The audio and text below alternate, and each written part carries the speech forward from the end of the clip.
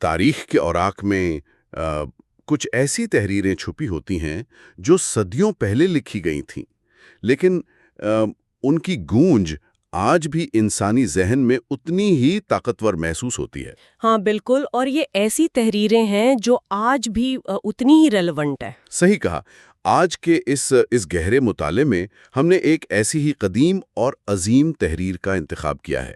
ہم بات کر رہے ہیں قدیم اشتاوتی گاتھا کی اور بالخصوص یاسنا 45 کے متن کی۔ ایک بہت ہی دلچسپ اور گہرا متن ہے یہ۔ جی، یہ ایک ایسا علمی سفر ہے جو روحانیات، سچائی اور انسان کے آخری انجام کے نظریوں کو بالکل نئے انداز میں کھول کر ہمارے سامنے رکھتا ہے۔ اور یہ صرف ماضی کا کوئی دھندلا قصہ نہیں ہے۔ بالکل نہیں، یہ خیر اور شر کے درمیان ہونے والی اس کشمکش کا ذکر ہے جو ہر دور میں انسانی وجود کا بنیادی حصہ رہی ہے۔ چلیے اس کو کھول کر سمجھتے ہیں۔ اس تجزیے کی خوبصورتی ہی یہی ہے کہ یہ قدیم فلسفہ انسان کو اپنے بنیادی سوالات پر نئے سرے سے سوچنے پر مجبور کرتا ہے۔ مطلب یہ واضح انداز میں انسان کے اعمال اور اس کی نیت اور نتیجوں کی بات کرتا ہے۔ صحیح۔ اس سفر کا آغاز کوئی مشکل لفظوں سے نہیں، بلکہ ایک ایسی دعوت سے ہوتا ہے جو دور اور قریب سے آنے والے ہر تجسس رکھنے والے شخص کے لیے ہے۔ یعنی سب کے لیے کھلا پیغام ہے۔ ہاں، لیکن ایک بنیادی شرط رکھی گئی ہے اس کو سمجھنے کے لیے، اور وہ ہے صاف سوچ یا ایک بالکل شفاف ذہن کا ہونا۔ یہ صاف سوچ والی بات واقعی توجہ طلب ہے۔ اکثر قدیم فلسفوں میں عبادت یا رسومات پر زور دیا جاتا ہے، لیکن یہاں شروعات ہی ذہن کی شفافیت سے ہو رہی ہے۔ میں سمجھتی ہوں یہی اس کی سب سے الگ بات ہے۔ اب وہ دوبارہ اس وجود کو تباہ نہیں کر پائے گا۔ کیونکہ اس کے عقائد بے نقاب ہو چکے ہیں، صحیح۔ اس کی زبان بند ہو چکی ہے۔ تو کیا ہم یہ سمجھ سکتے ہیں کہ یہ جھوٹا استاد کسی ایک شخص کا نام نہیں، بلکہ جھوٹ اور فریب پر مبنی اس پورے نظام کی علامت ہے جس کو سچائی نے آ کر توڑ دیا ہے، بالکل۔ جسے سچائی نے ختم کر دیا۔ یہاں جو بات سب سے حیرت انگیز ہے وہ یہ ہے کہ تخلیق کے بالکل شروع میں آغاز میں ہی دو مکمل طور پر الگ روحوں کا تصور پیش کیا گیا ہے۔ دو الگ روحیں؟ جی، اس فلسفے کی بنیاد ہی اس بات پر ہے کہ ایک مقدس روح ہے اور دوسری بری روح، اور ان میں کافی فرق بیان کیا گیا ہے۔ فرق نہیں بلکہ ان دونوں کے درمیان جو تفریق بیان کی گئی ہے وہ انسانی تاریخ کے سب سے واضح تضادات میں سے ایک ہے۔ مکمل تضاد۔ ہاں، مقدس روح بری روح سے مخاطب ہو کر واضح کرتی ہے کہ ہمارا آپس میں بالکل کوئی میل نہیں ہے، کوئی کمپرومائز نہیں ہے۔ بالکل نہیں۔ یہ کوئی عام اختلاف نہیں ہے جہاں بات چیت سے معاملہ حل ہو جائے، یہ مکمل طور پر ایک دوسرے کی ضد ہے۔ لیکن یہاں ایک سوال پیدا ہوتا ہے، اگر یہ دو روحیں ایک دوسرے کی مکمل ضد ہیں، جی جہاں کوئی درمیانی راستہ نہیں، جی، تو انسان کے اندر یہ کشمکش کیوں ہوتی ہے؟ یہ بہت لازمی سوال ہے۔ کیونکہ ہم انسان تو ہمیشہ ایک ایسی حالت میں رہتے ہیں جہاں اچھائی اور برائی آپس میں الجھی ہوئی محسوس ہوتی ہیں۔ متن میں ان 8 چیزوں کا ذکر ہے نا جو ان دو روحوں کے درمیان کبھی متسق یا ہم آہنگ نہیں ہو سکتی۔ صحیح۔ ان 8 چیزوں میں خیالات، تعلیمات، ارادے اور الفاظ شامل ہیں۔ ہاں، انتخاب، اعمال، ضمیر اور یہاں تک کہ ان کی روحیں، اگر ان کا آپس میں کوئی تعلق نہیں تو یہ دنیا اتنی الجھی ہوئی کیوں ہے؟ کیا انسان ان دونوں روحوں کا مجموعہ ہے؟ یہ ایک بہت ہی گہرا اور بنیادی سوال ہے۔ اس قدیم تحریر کے مطابق انسان ان دونوں کا مجموعہ نہیں ہے، بلکہ انسان ایک میدان جنگ ہے جہاں ان دونوں اصولوں میں سے کسی ایک کا انتخاب کرنا ہوتا ہے۔ میدان جنگ یعنی اصل لڑائی ہمارے اندر ہے۔ بالکل۔ جو 8 چیزیں بیان کی گئی ہیں انہیں ذرا غور سے دیکھیں۔ خیالات اور ارادے اندر کی بات ہیں، جبکہ الفاظ اور اعمال باہر کی دنیا میں ظاہر ہوتے ہیں۔ صحیح۔ متن یہ سمجھا رہا ہے کہ خیر اور شر کا سرچشمہ ایک نہیں ہو سکتا۔ اگر آپ کی نیت اور ارادہ برائی پر مبنی ہے تو اس سے پیدا ہونے والا عمل کبھی مقدس نہیں ہو سکتا۔ دونوں راستے الگ ہیں۔ ہاں، یہ دو روحیں اصل میں دو الگ الگ راستے ہیں۔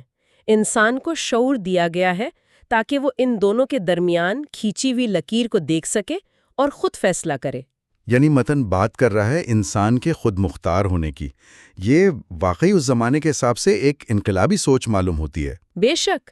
اب جب ہم ان دو مخالف روحوں کے اس تصور کو دیکھتے ہیں تو ذہن میں یہ سوال اٹھتا ہے کہ آخر اس پورے نظام کو چلانے والی ہستی کون ہے؟ یہاں ایک عظیم خالق اہورا مزدا کا ذکرانہ بہت اہمیت رکھتا ہے۔ اہورا مزدا کا کردار یہاں سب سے مرکزی ہے۔ متن انہیں ایک عالم کل اور دانا خالق کے طور پر پیش کرتا ہے۔ وہ سب کچھ دیکھنے والا خالق ہے جسے کوئی دھوکہ نہیں دے سکتا۔ لیکن جو چیز سب سے دلچسپ ہے وہ خالق کی تخلیقی قوتیں ہیں۔ صحیح پکڑا آپ نے، کیونکہ یہ تخلیق مادی نہیں بلکہ روحانی اور اخلاقی ہے۔ یہ صرف آسمان اور زمین یا پہاڑ بنانے کا ذکر نہیں ہے۔ بالکل، یہاں بتایا گیا ہے کہ اہورا مازدا نے آشا کو پیدا کیا۔ آشا، ہاں، آشا صرف ایک لفظ نہیں ہے، یہ سچائی اور حق کی ایک زندہ روح ہے۔ یہ اس کائنات کا وہ اصول ہے جس پر سب کچھ قائم ہے۔ یعنی فاؤنڈیشن ہے یہ۔ صحیح، اگر سچائی نہیں ہوگی تو پورا نظام بکھر جائے گا۔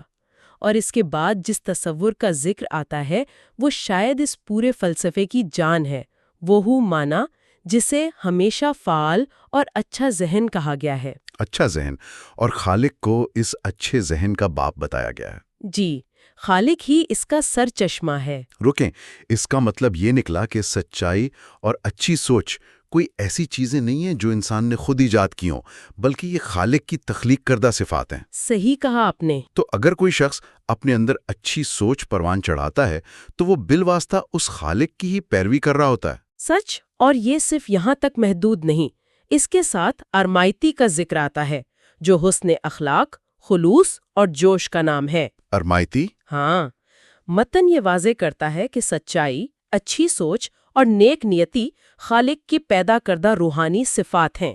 زندگی میں سب سے عظیم کام ہی یہی بتایا گیا ہے کہ عیشا یعنی سچائی کے اصولوں پر چلا جائے، جو کہ ایک عملی چیز ہے۔ بالکل۔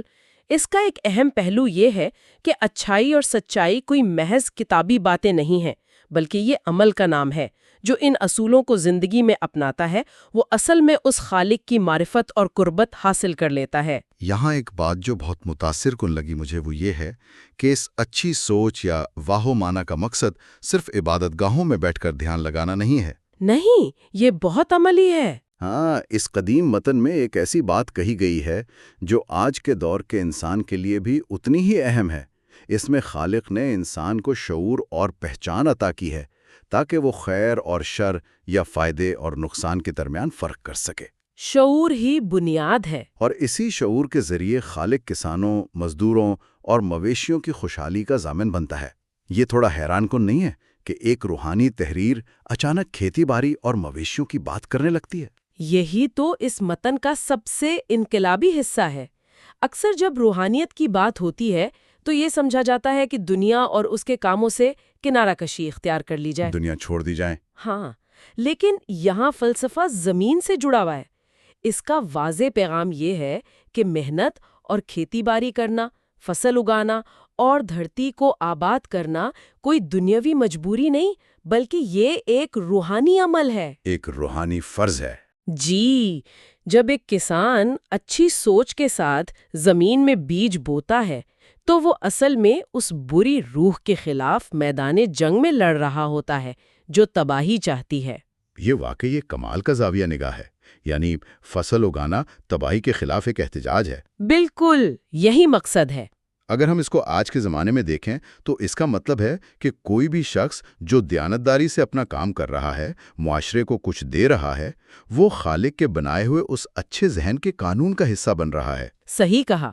خوشحالی اور معاشیت کو روحانیت سے اس طرح جوڑنا اس قدیم فلسفے کو بہت آگے کی سوچ بناتا ہے۔ اس سے پتہ چلتا ہے کہ سچائی کا قانون صرف کتابوں میں نہیں بلکہ کھلیانوں اور بازاروں میں بھی قائم ہونا چاہیے۔ اور اسی وجہ سے شعور کی بات کی گئی ہے۔ شعور صرف عبادت کے ڈھنگ سیکھنے کا نام نہیں ہے، بلکہ یہ پہچاننے کا نام ہے کہ کون سا عمل معاشرے کے لیے مفید ہے اور کون سا نقصان دہ۔ صحیح، فائدہ اور نقصان کی پہچان۔ جب معاشرے میں سچائی اور اچھی سوچ ہوگی تبھی محنت کش طبقہ خوشحال ہوگا۔ اس کے برعکس اگر بری روح یعنی جھوٹ اور دھوکے کا غلبہ ہوگا تو سب سے پہلے یہی کسان اور مزدور تباہ ہوں گے، کیونکہ ان کی محنت کا پھل کوئی اور چھین لے گا۔ جو کہ ہم آج بھی دیکھتے ہیں۔ جی، یہ بالکل ایک مکمل نظام حیات کی تشریح ہے۔ تو اس سب کا آخر مطلب کیا ہے؟ ہم نے یہ دیکھ لیا کہ دو مخالف راستے ہیں، ایک سچائی اور اچھی سوچ کا راستہ جو زندگی اور خوشحالی کی طرف لے جاتا ہے، اور دوسرا جھوٹ اور تباہی کا۔ صحیح۔ لیکن ان چناؤں اور اعمال کا ایک فانی انسان کے آخری انجام پر کیا اثر پڑتا ہے؟ جب زندگی کا سفر ختم ہوتا ہے تو ان دو راستوں پر چلنے والوں کے نتیجے کیا نکلتے ہیں؟ یہ بہت اہم حصہ ہے۔ کیا یہ کوئی سزا اور جزا کا روایتی نظام ہے یا اس کی گہرائی کچھ اور ہے؟ کی طرف اپنی توجہ مرکوز رکھتے ہیں، ان کے لیے کمال اور لافنانیت کا وعدہ کیا گیا ہے۔ کمال اور لافنانیت؟ ہاں، ان کے اعمال ان کی روح کو اس مقام تک لے جاتے ہیں جہاں وہ ہمیشہ شان و شوکت اور نور میں رہتی ہیں۔ یہ کوئی باہر سے دی جانے والی انعام نہیں ہے، بلکہ ان کے اپنے اچھے اعمال کا قدرتی پھل ہے۔ قدرتی نتیجہ ہے ان کے اعمال کا۔ بالکل، اور اس کا سب سے خوبصورت بیان اس بات میں ہے کہ خالق اور مخلوق کا رشتہ کیا بن جاتا ہے۔ ہاں، متن میں آگے چل کر ایک حوالہ آتا ہے جو واقعی دل کو چھو لیتا ہے۔ اس میں بتایا گیا ہے کہ جو شخص رب کی تعظیم کرتا ہے اور جھوٹے، برے اور دھوکے باز لوگوں سے دور رہتا ہے تو اہورا مازدا اس کے لیے صرف ایک عظیم خالق یا کوئی دور تخت پر بیٹھا آقا نہیں رہتا۔ صحیح۔ وہ اس انسان کا دوست بن جاتا ہے، اس کا بھائی بن جاتا ہے، اور یہاں تک کہ ایک مہربان باپ کی طرح ہو جاتا ہے۔ یہ ایک بہت ہی قریبی اور عظیم روحانی رشتہ ہے۔ بے شک۔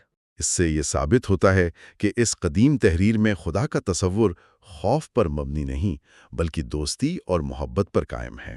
یہ دوستی اور محبت ان کے لیے ہے جنہوں نے شعور کا صحیح استعمال کیا، لیکن کائنات کا نظام انصاف پر بھی قائم ہے۔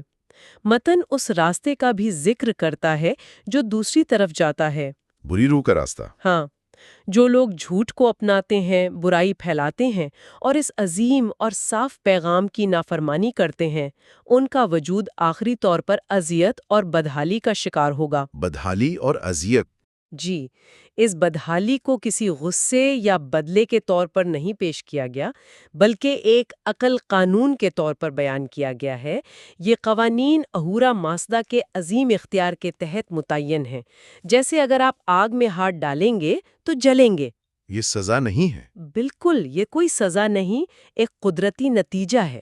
خیر کا راستہ نور اور لافانیت کی طرف جاتا ہے، اور شر کا راستہ بدحالی کی طرف۔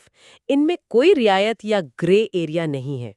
یہاں آ کر بات واقعی بہت دلچسپ ہو جاتی ہے، کیونکہ جب ہم انجام اور آخری منزل کی بات کرتے ہیں تو اس قدیم تحریر میں ایک بے حد خوبصورت اور شاعرانہ منظر کشی سامنے آتی ہے۔ خوبصورت اور بہت گہری۔ روحانی بلندی کو صرف کسی خاموش یا سنسان جگہ کے طور پر بیان نہیں کیا گیا۔ متن میں احترام، عقیدت اور حمد و ثنا کے لفظوں کا بہار ہے۔ تعریفی گیت اور عقیدت کے نغموں کا ذکر بار بار ملتا ہے۔ صحیح۔ ایسا لگتا ہے کہ انسان سچائی کو پا کر خاموش نہیں ہوتا، بلکہ اس کی روح سے خوشی کے گیت پھوٹنے لگتے ہیں۔ اور پھر ایک ایسی جگہ کا تصور سامنے آتا ہے جسے ہاؤس آف سانگز یا گیتوں کا گھر کہا گیا ہے۔ ہاؤس آف سانگز کا یہ تصور قدیم روحانی فلسفے کی سب سے عظیم اور حسین تخلیقات میں سے ایک ہے۔ عام طور پر آخری منزل کو ایک ٹھہری ہوئی پرسکون لیکن شاید تھوڑی سی بے حرکت جنت کے طور پر سمجھا جاتا ہے۔ ہاں، جہاں بس آرام ہے۔ لیکن گیتوں کا گھر ایک مکمل متحرک اور زندہ مقام کا اشارہ ہے۔ جب انسان سچائی اور اچھی سوچ یعنی آشا اور وہو مانا کے ذریعے اپنی زندگی گزارتا ہے تو وہ آخری عزت پیش کرنے اسی ہاؤس آف سانگز میں جاتا ہے۔ ایک زندہ محفل کی طرح۔ جی، یہ ایک ایسی منزل ہے جہاں مکمل ہم آہنگی ہوتی ہے، جسے آج کل ہم ایک عظیم اور بے داغ سمفنی کہہ سکتے ہیں، جہاں ہر روح اپنی صاف سوچ کی وجہ سے دوسری روح کے ساتھ مکمل لے اور تال میں ہوتی ہے۔ یہ مثال بالکل صحیح بیٹھتی ہے۔ ایسے سمجھ لیجئے کہ جیسے ہماری زندگی کی کشمکش ایک ایسی موسیقی ہے جو ابھی بکھری ہوئی ہے، جس میں بسوروں کی کمی نہیں۔ صحیح۔ لیکن جو شخص شعور سے سچائی کا انتخاب کرتا ہے، اس کی آخری منزل ایک ایسی محفل ہے جہاں ہر آواز، ہر خیال اور ہر روح ایک پرفیکٹ ہارمنی میں ہے۔ گیتوں کا گھر نیکوں کے لیے کوئی ایسی جگہ نہیں ہے جہاں صرف آرام ہو، بلکہ یہ وہ مقام ہے جہاں جشن ہے حق کی فتح کا۔ حق کی فتح کا جشن، بالکل۔ یہ واضح کرتا ہے کہ سچ کا راستہ طویل اور مشکل ضرور ہے، لیکن اس کا آخری نتیجہ خوشی، نغمے اور عظیم احترام ہے۔ اور جو لوگ جھوٹ کی بری روح کے اثر میں اس راستے سے بھٹکتے ہیں وہ اس عظیم ہم آہنگی کا حصہ نہیں بن پاتے، وہ اس موسیقی سے باہر رہ جاتے ہیں۔ اصل میں اس روحانی موسیقی سے کٹاوتی اور بےسری حالت ہے۔ خالق نے اس پورے نظام میں راستے واضح کر دیے ہیں، اچھائی اور برائی کا فرق صاف کر دیا ہے اور نتیجے بھی کھول کر بیان کر دیے ہیں۔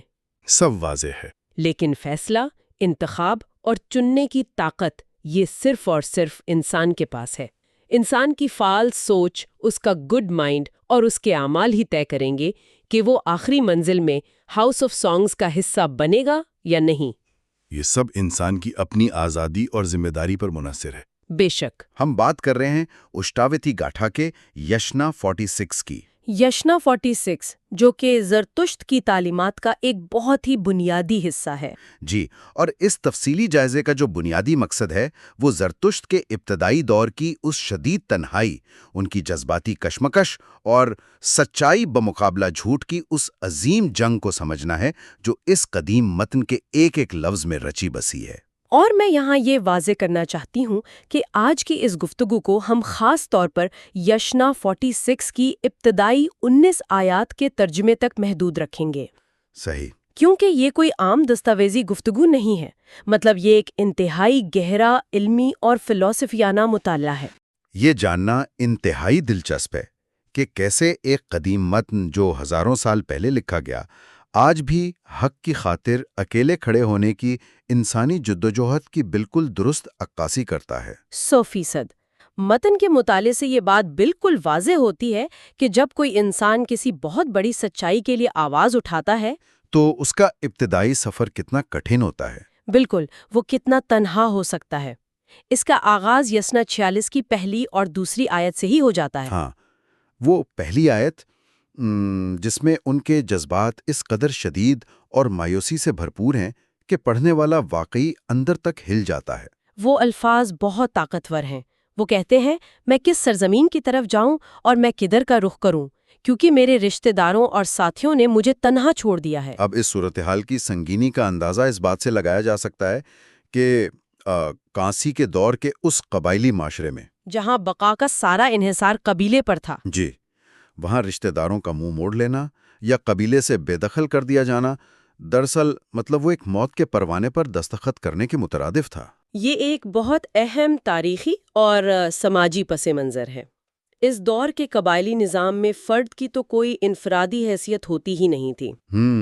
قبیلے سے الگ ہونے کا مطلب سیدھا سا یہ تھا کہ کوئی بھی دشمن یا حتیٰ کہ کوئی جنگلی جانور آپ کی میرا مطلب ہے کسی بھی انسان کی جان لے سکتا ہے اور کوئی پوچھنے والا نہیں ہوگا۔ اور وہ جو بے بسی کا احساس ہے پہلی آیت میں، وہ دراصل اس عالمگیر کیفیت کی عکاسی کرتا ہے جب کوئی مروجہ ظالمانہ نظام کے خلاف اکیلا کھڑا ہوتا ہے۔ بالکل، اور زرتشت نے اپنے دور کے طاقتور لوگوں کے نظام کو چیلنج کیا تھا، جنہیں ہم آگے چل کر کارپن اور کاوی کے نام سے جانیں گے۔ انہوں نے جانوروں کی بے دریغ قربانیوں اور رسومات پر مبنی نظام کو للکارا، اسی لیے انہیں تنہا کر دیا گیا۔ لیکن پھر دوسری آیت میں ایک حیران کن موڑ آتا ہے۔ ہاں، وہ التجا۔ جی، اس انتہائی مایوسی کے عالم میں زرتشت اہورا مزدا کو پکارتے ہیں، اور یہ کوئی روایتی یا خوفزدہ انسان کی دعا نہیں ہے۔ نہیں، بالکل نہیں۔ وہ کہتے ہیں کہ میں تم سے اس طرح مدد مانگتا ہوں جیسے ایک دوست کسی دوست کو مدد دیتا ہے۔ جیسے ایک دوست کسی اعلیٰ ترین طاقت کو ایک دوست کی طرح پکارنے کا یہ تصور مطلب اس قدیم دور کے لحاظ سے یقیناً بہت غیر معمولی رہا ہوگا۔ ہاں، کیونکہ اس وقت تو دیوتاؤں کو غضب اور خوف کی علامت سمجھا جاتا تھا۔ بالکل، لیکن اس سے بھی زیادہ حیران کن بات وہ ہے جو وہ اس دوست سے مانگتے ہیں۔ جی، مادی دولت نہیں مانگتے۔ بالکل نہیں۔ اس شدید خطرے کے وقت میں جہاں انہیں ایک فوج چاہیے تھی یا دنیاوی طاقت چاہیے تھی، وہ کہتے ہیں کہ مجھے سچائی کے ذریعے نیک ذہن کی دولت عطا کر۔ وہ ہو منا، یعنی نیک ذہن۔ تو میں یہ سوچ رہا تھا کہ کیا اتنے بڑے بیرونی خطرے کے سامنے صرف ایک نیک ذہن طلب کرنا کسی حد تک غیر عملی یا مثالی سوچ نہیں لگتی؟ بظاہر دیکھنے میں یہ بالکل غیر عملی لگ سکتا ہے، لیکن دراصل اگر ہم گہرائی میں جائیں تو یہ ان کی سب سے بڑی طاقت تھی۔ یہ نیک ذہن محض اچھے خیالات کا نام نہیں ہے۔ تو پھر یہ کیا ہے؟ یہ جدید دور کی نفسیات کے تصور، یعنی فکری لچک اور بصیرت کے مترادف ہیں۔ زرتشت یہ سمجھ چکے تھے کہ جو جنگ وہ لڑ رہے ہیں وہ تلواروں کی نہیں ہے، وہ افکار کی جنگ ہے۔ بالکل، افکار سے جیتی جائے گی۔ اگر ان کا ذہن الجھن کا، خوف یا غصے کا شکار ہو گیا تو وہ ویسے ہی ہار جائیں گے۔ تو وہ ایک ایسا ذہن مانگ رہے ہیں جو انہیں سچائی پر قائم رکھے؟ جی، اور انہیں اس جھوٹے نظام کی حقیقت کو سمجھنے کی طاقت دے۔ یہ دراصل ایک اندرونی قلعہ تعمیر کرنے کی دعا ہے۔ ٹھیک ہے، آئیے اسے تفصیل سے سمجھتے ہیں۔ آیات 3 سے 6 میں یہ گفتگو محض ایک فرد کی تنہائی کے شکوے سے نکل کر ایک نیا رخ لیتی ہے۔ ہاں، اب یہ کائناتی سطح پر آ جاتی ہے۔ بالکل، کائنات کی سب سے بڑی، سب سے فیصلہ کن جنگ کا اعلان ہوتا ہے۔ یہ جنگ سچائی، جسے متن میں آشا کہا گیا ہے، اور جھوٹ یعنی دروج کے درمیان ہے۔ اور یہ سمجھنا بہت ضروری ہے کہ یہ محض انسانی رویے نہیں ہیں جنہیں ہم عام طور پر سچ یا جھوٹ کہتے ہیں۔ متن یہ پیش کرتا ہے کہ یہ دو ایسی بنیادی قوتیں ہیں جو پوری کائنات کے نظام کو چلا رہی ہیں یا اسے تباہ کر رہی ہیں۔ جب اس متن میں آشا کی بات ہوتی ہے تو اس کا مطلب ہے کائنات کا وہ کامل اور درست نظام جس پر اسے تخلیق کیا گیا ہے، جس میں عدل ہے، ترقی ہے، ہم آہنگی ہے۔ اور جھوٹ سے مراد وہ قوتیں ہیں جو اس نظام کو بگاڑتی ہیں۔ بالکل، ظلم، جہالت، استحصال، یہ سب دروج یا جھوٹ کا حصہ ہیں۔ آیت 4 میں واضح طور پر ان بدکاروں کا ذکر ہے جو سچائی کے پیروکاروں کی خوشحالی کو روکتے ہیں۔ زرتشت کا فلسفہ اس بات پر بہت زور دیتا ہے کہ ہر انسان کو ان دونوں میں سے کسی ایک کا انتخاب کرنا ہی ہے۔ اور اسی انتخاب کے حوالے سے سب سے گہری بات آیت 6 میں کہی گئی ہے۔ وہ آیت بہت زبردست ہے۔ متن کے الفاظ اس قدر دو ٹوک ہیں، مطلب وہ کسی قسم کی گنجائش نہیں چھوڑتے۔ وہ کہتے ہیں جو برائی کو برداشت کرتا ہے وہ خود برائی ہے۔ جی، جو برائی کو برداشت کرتا ہے وہ کوئی اور نہیں بلکہ برائی ہی ہے۔ یہ واقعی ایک انتہائی سخت معیار ہے۔ تو کیا اس کا مطلب یہ ہے کہ اس فکری جنگ میں غیر جانبداری کی کوئی حیثیت نہیں؟ کیا خاموش رہنا واقعی ظلم کرنے کے برابر ہے؟ یہ اس پورے متن کا ایک انتہائی طاقتور اور بے باک فلسفہ ہے۔ اس سوچ کے مطابق ظلم کے نظام میں غیر جانبداری نام کی کوئی چیز سرے سے موجود ہی نہیں ہے۔ اگر کوئی شخص طاقتور کو کمزور پر ظلم کرتا دیکھ رہا ہے اور وہ خاموش ہے تو در حقیقت وہ اپنی اس خاموشی اور برداشت سے ظالم کے ہاتھ مضبوط کر رہا ہے۔ اس کی خاموشی اس ظالمانہ نظام کا ایندھن بن رہی ہے۔ بالکل، اسے آج کے دور کی جدید مثالوں سے سمجھا جا سکتا ہے۔ جب معاشرے میں کوئی کرپٹ نظام قائم ہوتا ہے تو وہ صرف اس لیے نہیں چلتا کہ چند لوگ برے ہیں، بلکہ اس لیے چلتا ہے کیونکہ اکثریتی لوگ اس برائی کو برداشت کر لیتے ہیں۔ 100%۔ زرتشت ہزاروں سال پہلے یہ کہہ رہے تھے کہ ظالم کو برداشت کرنا بذات خود برائی کی ایک شکل ہے۔ یہاں بات واقعی بہت دلچسپ ہو جاتی ہے کیونکہ آیات 7 سے 11 تک گفتگو کا رخ ان لوگوں کی طرف مڑتا ہے جو اس دور میں اس برائی اور ظلم کی نمائندگی کر رہے تھے۔ وہ ظالم حکمران اور پیشوا۔ جی، آیت 10 اور خاص طور پر آیت 11 میں اس دور کے ظالم حکمرانوں کا کھل کر تذکرہ کیا گیا ہے۔ متن میں انہیں کارپن اور کاوی کے نام سے پکارا گیا ہے۔ ہاں، کارپنز اور کاویز۔ اب یہ جاننا بہت ضروری ہے کہ یہ کارپن اور کاوی آخر تھے کون اور انہوں نے ایسا کیا کیا تھا؟ کارپنز دراصل اس دور کے بدعنوان اور مکار مذہبی پیشوا تھے۔ انہوں نے علم اور رسومات پر مکمل اجارہ داری قائم کر رکھی تھی، جو عام لوگوں کو رسومات اور جادو ٹونے میں الجھا کر رکھتے تھے۔ بالکل، اور جانوروں کی بے دریغ قربانیوں کے ذریعے لوگوں کو خوف میں مبتلا رکھتے تھے اور اسی سے اپنا اقتدار اور دولت کماتے تھے۔ اور کاوی کون تھے؟ کاوی وہ قبائلی سردار یا شہزادے تھے جو ان کارپنز کے ساتھ مل کر سیاسی اور عسکری طاقت کا استعمال کرتے تھے۔ یہ دونوں طبقات مل کر ایک گٹھ جوڑ بنا چکے تھے۔ ایک ایسا گٹھ جوڑ جو فکری احادی کے راستے میں سب سے بڑی رکاوٹ تھا، اور زرتشت کی تعلیمات ان کی اس اجارہ داری پر براہ راست حملہ تھیں۔ بالکل، وہ ان کے اقتدار کی جڑیں کاٹ رہے تھے۔ تو جب ایک طرف پورا معاشرہ، رشتہ دار اور دوسری طرف یہ طاقتور کارے-پن اور کاوی کھڑے ہوں تو ایک سچائی کا متلاشی انسان خود کو کیسے محفوظ رکھے؟ آیت 7 میں اسی کا جواب دیا گیا ہے، اسی نیک ذہن کے حوالے سے۔ جی ہاں، وہاں ذکر ہے کہ جب برائی حملہ آور ہوتی ہے تو نیک ذہن اور مقدس آگ وہ طاقتیں ہیں جو حفاظت فراہم کرتی ہیں۔ مقدس آگ یہاں سچائی اور شعور کی علامت ہے۔ اور اس کے بعد آیت 11 میں ان ظالموں کے حتمی انجام کی جو پیشن گوئی کی گئی ہے وہ کسی بھی روایتی داستان سے بالکل مختلف ہے۔ یہ اس پورے مطالعے کا میرا پسندیدہ حصہ ہے۔ وہ اپنے دشمنوں کے لیے کوئی جسمانی عذاب یا آسمان سے بجلی گرنے کی دعا نہیں مانگتے۔ سیاست کی کتنی گہری سمجھ بوجھ کا ثبوت ہے۔ وہ کہتے ہیں کہ ان کا اپنا ضمیر ان کی روح کو اذیت دے گا۔ ان کا اپنا ضمیر؟ جی، یہ تصور اس دور کے لحاظ سے انتہائی حیرت انگیز ہے۔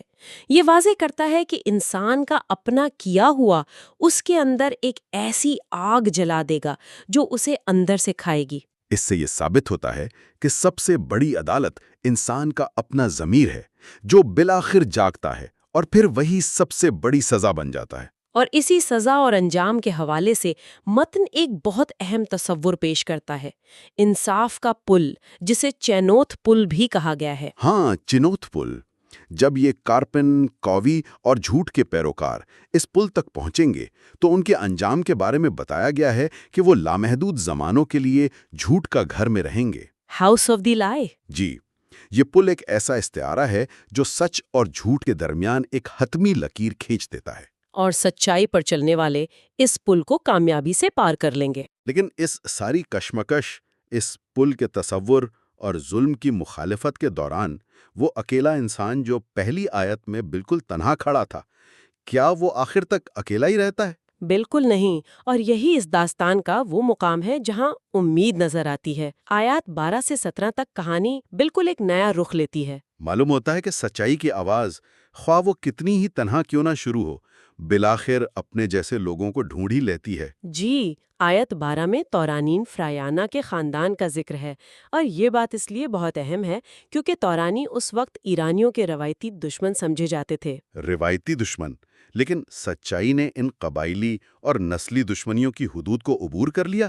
حق کی آواز نے دوسری طرف کے لوگوں کے دلوں میں بھی جگہ بنا لی۔ اور پھر آیت 14 میں ایک ایسے اتحادی کا ذکر آتا ہے جس نے تاریخ کا رخ ہی موڑ دیا، بادشاہ وشتاسپ۔ بادشاہ وشتاسپ کی شامولیت ایک بہت بڑا انقلاب تھا۔ تو یہاں یہ سوال ابھرتا ہے کہ ایک طاقتور بادشاہ جس کا اپنا ایک مستحکم نظام ہو، وہ کیوں ایک ایسے جلاوطن مفکر کا ساتھ دینے کا خطرہ مول لے گا جسے معاشرے نے دھتکار دیا تھا؟ کیونکہ وشتاسپ محض ایک روایتی بادشاہ نہیں تھا، وہ ایک ایسا حکمران ثابت ہوا جس نے آشا یعنی سچائی کی فکری اور روحانی برتری کو تسلیم کیا۔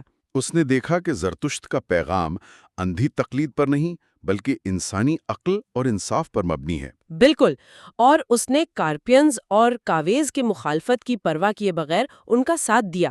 آیت 14 میں جب پوچھا جاتا ہے کہ اس عظیم مقصد کے لیے وفادار دوست کون ہے، تو جواب ملتا ہے کہ وہ بادشاہ وشتاسپ ہے۔ اس حمایت نے زرتشت کو وہ پناہ فراہم کی جس کی بدولت ان کا پیغام محفوظ رہ سکا۔ اور صرف بادشاہ ہی نہیں، آیات 16 اور 17 میں جاماسپ اور فریش شوتر جیسی مدبر شخصیات کا بھی ذکر آتا ہے، جنہوں نے اپنی دانش سے سچائی کے راستے کو مضبوط کیا۔ تو اس واقعے سے ایک بہت بڑی حقیقت یہ سامنے آتی ہے کہ کسی بھی عظیم تبدیلی کو دیرپا بنانے کے لیے محض ایک انسان کافی نہیں ہوتا، ایک جماعت کا ہونا ناگزیر ہے، ایک کمیونٹی چاہیے۔ جی، ایک ایسا گروہ جو ایک ہی سچائی پر یقین رکھتا ہو، جو نیک ذہن کے متحد مل کر کام کرے۔ پہلے جو شخص قبیلے سے نکالے جانے پر اکیلا تھا، اب اس کے گرد حق پرستوں کی ایک پوری محفل سج چکی تھی۔ اور ان کا ہدف انتہائی وسیع تھا، وہ صرف وقتی کامیابیاں نہیں چاہتے تھے، اور یہی وہ مقام ہے جہاں ہم آیات 18 اور 19 پر پہنچتے ہیں، جو اس پوری گاتھا کی معراج ہیں۔ بالکل، یہ آیات اس تمام جدوجہد کا ختمی اور کائناتی نتیجہ بیان کرتی ہیں۔ جو لوگ حق کی پیروی کرتے ہیں، وہ دراصل اس کائنات کو عظیم تجدید کی طرف لے جا رہے ہیں۔ عظیم تجدید یعنی دی گریٹ رینوویشن، جسے متن میں فراشو کریتی کہا جاتا ہے، اور یہ سمجھنا ضروری ہے کہ یہ کوئی قیامت یا دنیا کے خاتمے کا تصور نہیں ہے۔ یہ دنیا کو اس کے کامل، بہترین اور شفا یافتہ روپ میں واپس لانے کا ایک مسلسل عمل ہے، جس میں ہر وہ انسان حصہ ڈال رہا ہے جو جھوٹ کو چھوڑ کر سچائی کا راستہ چنتا ہے۔ یہ عظیم تجدید کا تصور واقعی بہت امید افزا ہے۔ اس کا مطلب ہے کہ انسان کی انفرادی سچائی کبھی رائیگاں نہیں جاتی۔ وہ کائنات کی مجموعی بہتری کا حصہ بنتی ہے، اور ان آیات میں یہ بھی وعدہ کیا گیا ہے کہ جو لوگ اس میں شامل ہوتے ہیں ان کے لیے اس دنیا میں بھی عزت ہے اور آخرت میں بھی ایک بہترین مقام مقرر ہے۔ اگرچہ ابتدا میں قبیلے کا بائیکاٹ اور موت کا خطرہ تھا، لیکن منزل پر پہنچ کر واضح ہوتا ہے کہ سچائی کا راستہ اختیار کرنا ہی واحد درست فیصلہ تھا۔ یہ محض ایک فرد کی نجات کا فلسفہ نہیں، بلکہ ایک اجتماعی ارتقاء ہے۔ اس پورے یسنا 46 کا بنیادی خاکہ یہی ہے کہ دنیا میں دو راستے ہیں، آشا کا اور دروج کا۔ سچ اور جھوٹ کا۔ ایک سچا انسان آغاز میں تنہا ہو سکتا ہے، ظالم حکمران غالب آ سکتے ہیں، لیکن اگر وہ نیک ذہن کی پناہ میں رہے تو وہ فکری طور پر کبھی شکست نہیں کھاتا۔ اور بالآخر سچائی بادشاہ وشٹاس جیسے لوگوں کو کھینچ لیتی ہے اور ایک کارواں بن جاتا ہے۔ اس پورے تفصیلی جائزے کی سب سے طاقتور سیکھ بھی یہی ہے کہ استقامت کے سامنے تنہائی بالآخر دم توڑ دیتی ہے۔ انسان حق کے راستے پر کتنا ہی تنہا کیوں نہ ہو، اگر اس کے پاس نیک ذہن کی بصیرت ہے تو راستے کھل ہی جاتے ہیں۔ اور جو برائی کو برداشت کرتے ہیں ان کا انجام ان کے اپنے ہی ضمیر کی کچہری میں طے پا جاتا ہے، جس سے بچنے کا کوئی بیرونی قلعہ موجود نہیں ہے۔ بالکل صحیح۔ اور آج ہم جن تحریروں کا جائزہ لے رہے ہیں انہیں مجموعی طور پر سپینتا مینیو گاتھا کہا جاتا ہے۔ صحیح۔ خاص طور پر ہم یسنا 47 اور یسنا 48 پر بات کریں گے، اور ساتھ ہی ایک جدید تبصرے یا کامنٹری کو بھی دیکھیں گے۔ اس تفصیلی جائزے کا جو بنیادی مقصد ہے وہ یہ ہے کہ ان قدیم تحریروں میں اچھائی اور برائی کا کیا تصور ہے اور سپینتا مینیو کا اصل مطلب کیا ہے۔ اور سب سے اہم بات یہ کہ آج کے اس جدید دور میں یہ باتیں ہمارے لیے کیا معنی رکھتی ہیں۔ 100%۔ اور جو چیز مجھے شروع میں ہی سب سے زیادہ حیران کر گئی، میرا مطلب ہے جب میں یہ ذرائع پڑھ رہی تھی تو میں سوچ میں پڑ گئی کہ کس طرح یہ قدیم تحریریں دنیا کو بچانے کے لیے کسی غیبی یا مافوق الفطرت ہستی کا انتظار کرنے کے بجائے سیدھا انسانی عقل اور عمل پر زور دیتی ہیں۔ یہ واقعی ایک بہت ہی دلچسپ پہلو ہے، لیکن اس کی گہرائی میں جانے سے پہلے شاید سننے والوں کے لیے یہ واضح کرنا ضروری ہے کہ یہ گاتھا اور یسنا دراصل ہیں کیا۔ جی بالکل، تھوڑا سا پس منظر بتا دیں۔ تو دیکھیں، ہمارے نوٹس کے مطابق گاتھا ان قدیم ترین منظوم کلام یا مناجات کو کہا جاتا ہے جو زرتشت کی طرف منسوب ہیں، اور یسنا دراصل ان کے مختلف حصوں یا ابواب کی درجہ بندی ہے۔ تو آج ہم بنیادی طور پر ان قدیم اشعار اور ان پر لکھے گئے ایک تفصیلی تبصرے کا مطالعہ کر رہے ہیں۔ صحیح۔ اور جب ہم ان تحریروں کا مطالعہ شروع کرتے ہیں تو جو چیز سب سے پہلے سامنے آتی وہ ایک خاص اصطلاح ہے جو یسنا 47 میں بار بار استعمال ہوئی ہے۔ آپ سپینتا مینیو کی بات کر رہی ہیں؟ جی ہاں، سپینتا مینیو۔ جب ہم اس کا سرسری سا ترجمہ دیکھتے ہیں تو اسے ایک عظیم یا مقدس روح کہا گیا ہے۔ بالکل۔ اور عام طور پر جب ہم کسی بھی قدیم متن میں روح کا لفظ پڑھتے ہیں تو ذہن فوراً کسی مافوق الفطرت ہستی یا کسی فرشتے کی طرف جاتا ہے۔ یہ ایک فطری سی بات ہے، انسان کا ذہن اسی طرف جاتا ہے۔ لیکن ہمارے پاس موجود تبصرہ اس کی بالکل ہی مختلف تشریح پیش کرتا ہے۔ میں چاہوں گی کہ آپ اس پر تھوڑی روشنی ڈالیں۔ ضرور۔ تبصرے نے اس تصور کو ایک بہت ہی غیر روایتی زاویے سے پیش کیا ہے۔ اس میں واضح کیا گیا ہے کہ اس روح یا مینیو کو کسی ایسی ہستی کے طور پر نہیں سمجھنا چاہیے جس کی کوئی اپنی الگ شخصیت ہو۔ اچھا، تو پھر یہ کیا ہے؟ اس کے بجائے تبصرہ اسے ایک ذہنی کیفیت قرار دیتا ہے، ایک روحانی رویہ، یا پھر کائنات کی تخلیق کے اندر موجود ایک ویکٹر کہتا ہے۔ میرے نوٹس میں بھی یہ ویکٹر والا نقطہ کافی نمایاں تھا، اور جب میں اسے پڑھ رہی تھی تو مجھے لگا کہ یہ کتنا جدید لفظ ہے قدیم تصور کو سمجھانے کے لیے۔ بالکل، یہ ریاضی اور فزکس کا لفظ ہے۔ جی، اگر ہم اسے عام فہم انداز میں سمجھنے کی کوشش کریں تو ویکٹر کی ہمیشہ ایک سمت ہوتی ہے اور اس میں ایک حرکت ہوتی ہے، جیسے ایک قطب نما کی سوئی کسی خاص سمت کی نشاندہی کرتی ہے۔ صحیح مثال ہے۔ تو اس فلسفے کے مطابق کائنات میں اچھائی کی طرف بڑھنے والے ہر عمل کی ایک مخصوص سمت ہے، اور اسی سمت اور حرکت کے تصور کو سمجھنے کے لیے ہمیں سپینتا کے لفظ پر غور کرنا ہوگا۔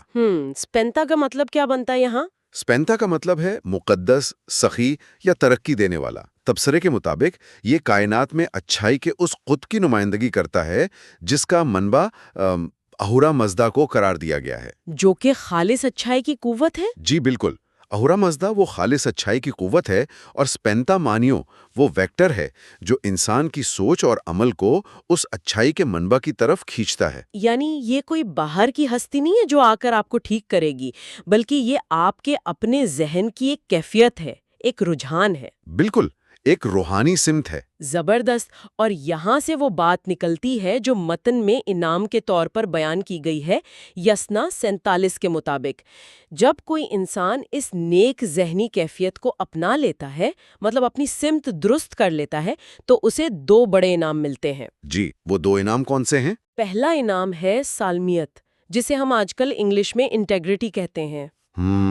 यानी एक मुकम्मल, सच्चा और बेदाग किरदार जो इंसान इसी दुनिया में हासिल करता है। और दूसरा इनाम आखिरत में हमेशगी या बका बताया गया है। ये बहुत गहरी बात है ना? मतन का इस्तदलाल ये है कि बेहतरीन सोच और सच्चाई के रास्ते पर चलने वाले इस दुनिया में भी एक मुकम्मल किरदार पाते हैं और आगे चलकर अब्दी बका भी हासिल करते हैं। और इसी तसव्वुर को मतन एक मुतज़ाद सूरत हाल से भी वाज़े करता है। वो कैसे? उन लोगों के हवाले से जिन्हें तहरीर में झूठे या बुरे लोग कहा गया है। तबसरा बताता है कि उनका अंजाम उस अच्छाई और रहमत से दूरी है। अच्छा, तो कोई रिवायती सज़ा नहीं? देखें, जो लोग सच्चाई के इस वेक्टर से हट जाते हैं, उनके बारे में कहा गया है कि वो तन्हाई का शिकार होते हैं। वो नजात से महरूम होकर बुरी सोच के घर में कैद हो जाते हैं। बुरी सोच का घर? मतलब ये कोई तबी या फिजिकल जगह नहीं है? जी नहीं, ये कोई तबई जगह नहीं, बल्कि एक ज़हनी और रूहानी तंजीली की हालत बयान की गई है। एक तन्हाई है। ये तो आज के माहिरीन नफ्सियात की बातों जैसा लग रहा है कि बुरी सोच इंसान को अंदर से तन्हा कर देती है। बिल्कुल। और इसी कश्मकश के दरमियान, मतलब हक और बातिल के दरमियान, फैसला करने के लिए मतन में एक बहुत ताकतवर इस्तिआरा इस्तेमाल हुआ है। आप मुकद्दस आग की बात कर रहे हैं? जी हाँ, मुकद्दस आग। जब मैंने पहली बार मुकद्दस आग के बारे में पढ़ा तो इब्तिदा में ऐसा महसूस होता है जैसे ये किसी किस्म की तबाही या सज़ा का जिक्र है, जैसे पुरानी कहानियों में होता है कि आसमान से आग गिरेगी और सब तबाह कर देगी। लेकिन तबसरा इसकी एक मुख्तलिफ तशरीह करता है। जी, तबसरा पढ़कर अंदाज़ा होता है कि ये आग जलाने या तबाह करने के बजाय एक मेटाफिजिकल फिल्टर या एक कसौटी के तौर पर पेश की गई है। 100%। तबसरा उस मुक़द्दस आग को एक ऐसी क़ुव्वत के तौर पर पेश करता है जो 2 मुतहारिब फ़रीक़ों के दरमियान, मतलब अच्छाई और बुराई के दरमियान फ़र्क वाज़े करती है। जैसे सोना तपाकर खालिस किया जाता है। बिल्कुल वही मिसाल है। ये आग धातु को पिघलाकर खोट अलग करने और खालिस सच्चाई को निखारने का इस्तारा है। ये एक किस्म की रूहानी रोशनी है जो ये जाहिर करती है कि किसका अमल सच्चाई के वेक्टर के साथ खड़ा है और कौन उससे भटक चुका है। ये सब कितना मतलब पुरसुकून और फलसफियाना है। यासना 47 का ये सारा हिस्सा एक तरह से इंसान के अंदरूनी और रूहानी सफ़र के बारे में है। जी, एक पुरसुकून ज़हनी कैफियत। लेकिन जब हम अपने ज़राए में यासना 48 की तरफ आते हैं तो लहजा बिल्कुल ही बदल जाता है। बिल्कुल एकदम से शिफ्ट आता है। अगर यासना 47 एक पुरसुकून ज़हनी कैफियत की बात कर रहा था तो यासना 48 पढ़कर ऐसा लगता है जैसे हम किसी इंतहाई हंगामा खेज और बेयकीनी से भरे दौर में दाखिल हो गए हैं। इसका पसे मंजर बहुत ज़मीनी और समाजी हकीकतों से जुड़ा हुआ मालूम होता है। और इसकी एक वाज़ेह वजह है। तबसरा निगार इस तब्दीली की वजह उस दौर के समाजी और सियासी हालात को करार देता है। अच्छा, हालात क्या थे इस वक्त? यासना 48 का तज्जिया करते हुए ये बताया गया है कि ये गालिबन एक ऐसे दौर की अक्कासी करता है जब शदीद समाजी उथल पुथल थी। और देखें, जब किसी मुआशरे में शदीद सियासी गैर यकीनी और तनाव होता है तो लोगों में खौफ और बेचैनी पैदा होती है। बिल्कुल। और वहाँ रहने वाले अफराद के जहनों में फितरी तौर पर कड़े सवालात जन्म लेते हैं। और इन तहरीरों में भी ऐसे ही सवालात हैं। ज़ुरतिश्त के वो सवालात दर्ज हैं जो वो अहुरा मज़दा के सामने रखते हैं। जी, जैसे कि क्या सच्चाई झूठ को शिकस्त देगी? क्या इंसाफ करने वाले जालिमों पर गालिब आएंगे? یہ وہ سوالات ہیں جو آج کے دور میں بھی انسانوں کے ذہنوں میں اس وقت آتے ہیں جب وہ اپنے ارد گرد ناانصافی کو بڑھتا ہوا دیکھتے ہیں۔ ایسا لگتا ہے ہزاروں سال میں انسانی جذبات بالکل نہیں بدلے۔ صحیح کہا آپ نے، لیکن متن کا تجزیہ کرتے ہوئے تبصرہ ایک بہت اہم بات کی نشاندہی کرتا ہے۔ وہ کیا؟ وہ یہ کہ ان سوالات کی نوعیت مایوسی پر مبنی نہیں ہے۔ انہیں بیانیہ یا ریٹوریکل سوالات کے طور پر دیکھا گیا ہے، یعنی ان کا مقصد سچائی کی طاقت پر شک کرنا نہیں ہے، بلکہ سچائی کی حتمی جیت کی یقین دہانی حاصل کرنا ہے۔ ایک طرح کی تسلی؟ جی، یہ ایک طریقہ ہے جس کے ذریعے مصنف اپنے پیروکاروں کے اندر یہ اعتماد پیدا کر رہا ہے کہ ظاہری حالات کتنے ہی خراب کیوں نہ ہوں، سچائی اور انصاف کا پلڑا آخرکار بھاری ہوگا۔ یہ واقعی بہت حوصلہ افزا ہے، اور تحریر صرف سوالات پر نہیں رکتی، بلکہ اس میں انتہائی واضح سماجی ہدایات اور انتباہات بھی نظر آتے ہیں۔ بالکل، عملی ہدایات موجود ہیں۔ یسنا 48 میں برے اور ظالم حکمرانوں کو صریحاً مسترد کیا گیا ہے۔ متن مطالبہ کرتا ہے کہ وہ لوگ حکمرانی نہ کریں جو معاشرے کا امن تباہ کرتے ہیں، بلکہ ایسے لوگ سامنے آئیں جو حکمت اور تقوی کے ساتھ معاملات چلانا جانتے ہیں۔ اور ایک اور چیز جس نے مجھے ذرائع پڑھتے ہوئے بہت سوچنے پر مجبور کیا، وہ تھا زمین اور جانوروں کی دیکھ بھال کے حوالے سے اس متن کا زور۔ یہ بات تو آج کل کی ماحولیاتی بحثوں سے بہت ملتی جلتی ہے۔ جی ہاں، اس قدیم متن میں ماحولیاتی شعور کا یہ پہلو خاصا نمایاں ہے۔ تبصرہ بتاتا ہے کہ انسان کو یہ ہدایت کی گئی ہے کہ وہ زمین اور دیگر مخلوقات کی اس طرح دیکھ بھال کرے کہ وہ پھلیں پھولیں، اور ساتھ ہی غصے اور تشدد کو دبانے کی تلقین بھی کی گئی ہے۔ یعنی اونچائی صرف انسانوں کے آپس کے رویوں تک محدود نہیں ہے، بلکہ اس کا دائرہ انسان کے اپنے ماحول اور زمین کی دیکھ بھال تک پھیلا ہوا ہے۔ یہ کتنا جدید اور ایکو فرینڈلی قسم کا تصور ہے۔ ہزاروں سال پہلے لوگ ان چیزوں کے بارے میں سوچ رہے تھے۔ اور سماجی برائیوں کی فہرست میں ایک خاص چیز کا ذکر بھی ہے جس پر بات کرنا ضروری ہے۔ ہاں، آپ غالباً اس نشے کی غلیظ برائی والے حصے کی بات کر رہے ہیں؟ بالکل، متن میں اسے نشے کی غلیظ برائی کہا گیا ہے، اور تبصرہ اسے ان تباہ کن رویوں سے جوڑتا ہے جو معاشرے میں بے امنی پھیلاتے ہیں۔ جی، متن کے مطابق وہ لوگ جو اپنے مفادات کے لیے یا نشے کی حالت میں تباہی پھیلاتے ہیں، وہ اسی منفی ذہنیت کا حصہ ہیں جو معاشرے کو پیچھے کی طرف دھکیلتی ہے۔ دیکھیں، ان تمام سماجی برائیوں کا ذکر، چاہے وہ برے حکمران ہوں، ماحولیات کی تباہی ہو یا نشہ، یہ اس بات کی طرف اشارہ کرتا ہے کہ یہ سب اسی ویکٹر کے مخالف سمت ہے، جس کی بات ہم نے یسنا 47 میں کی تھی۔ جی ہاں، یہ سب بری سوچ کے عملی مظاہر ہیں، اور یہیں سے یسنا 48 اپنے حتمی پیغام کی طرف بڑھتی ہے جو اس ساری بحث کا ایک طرح سے حل پیش کرتی ہے۔ اور وہ حل کسی معجزے پر مبنی نہیں ہے۔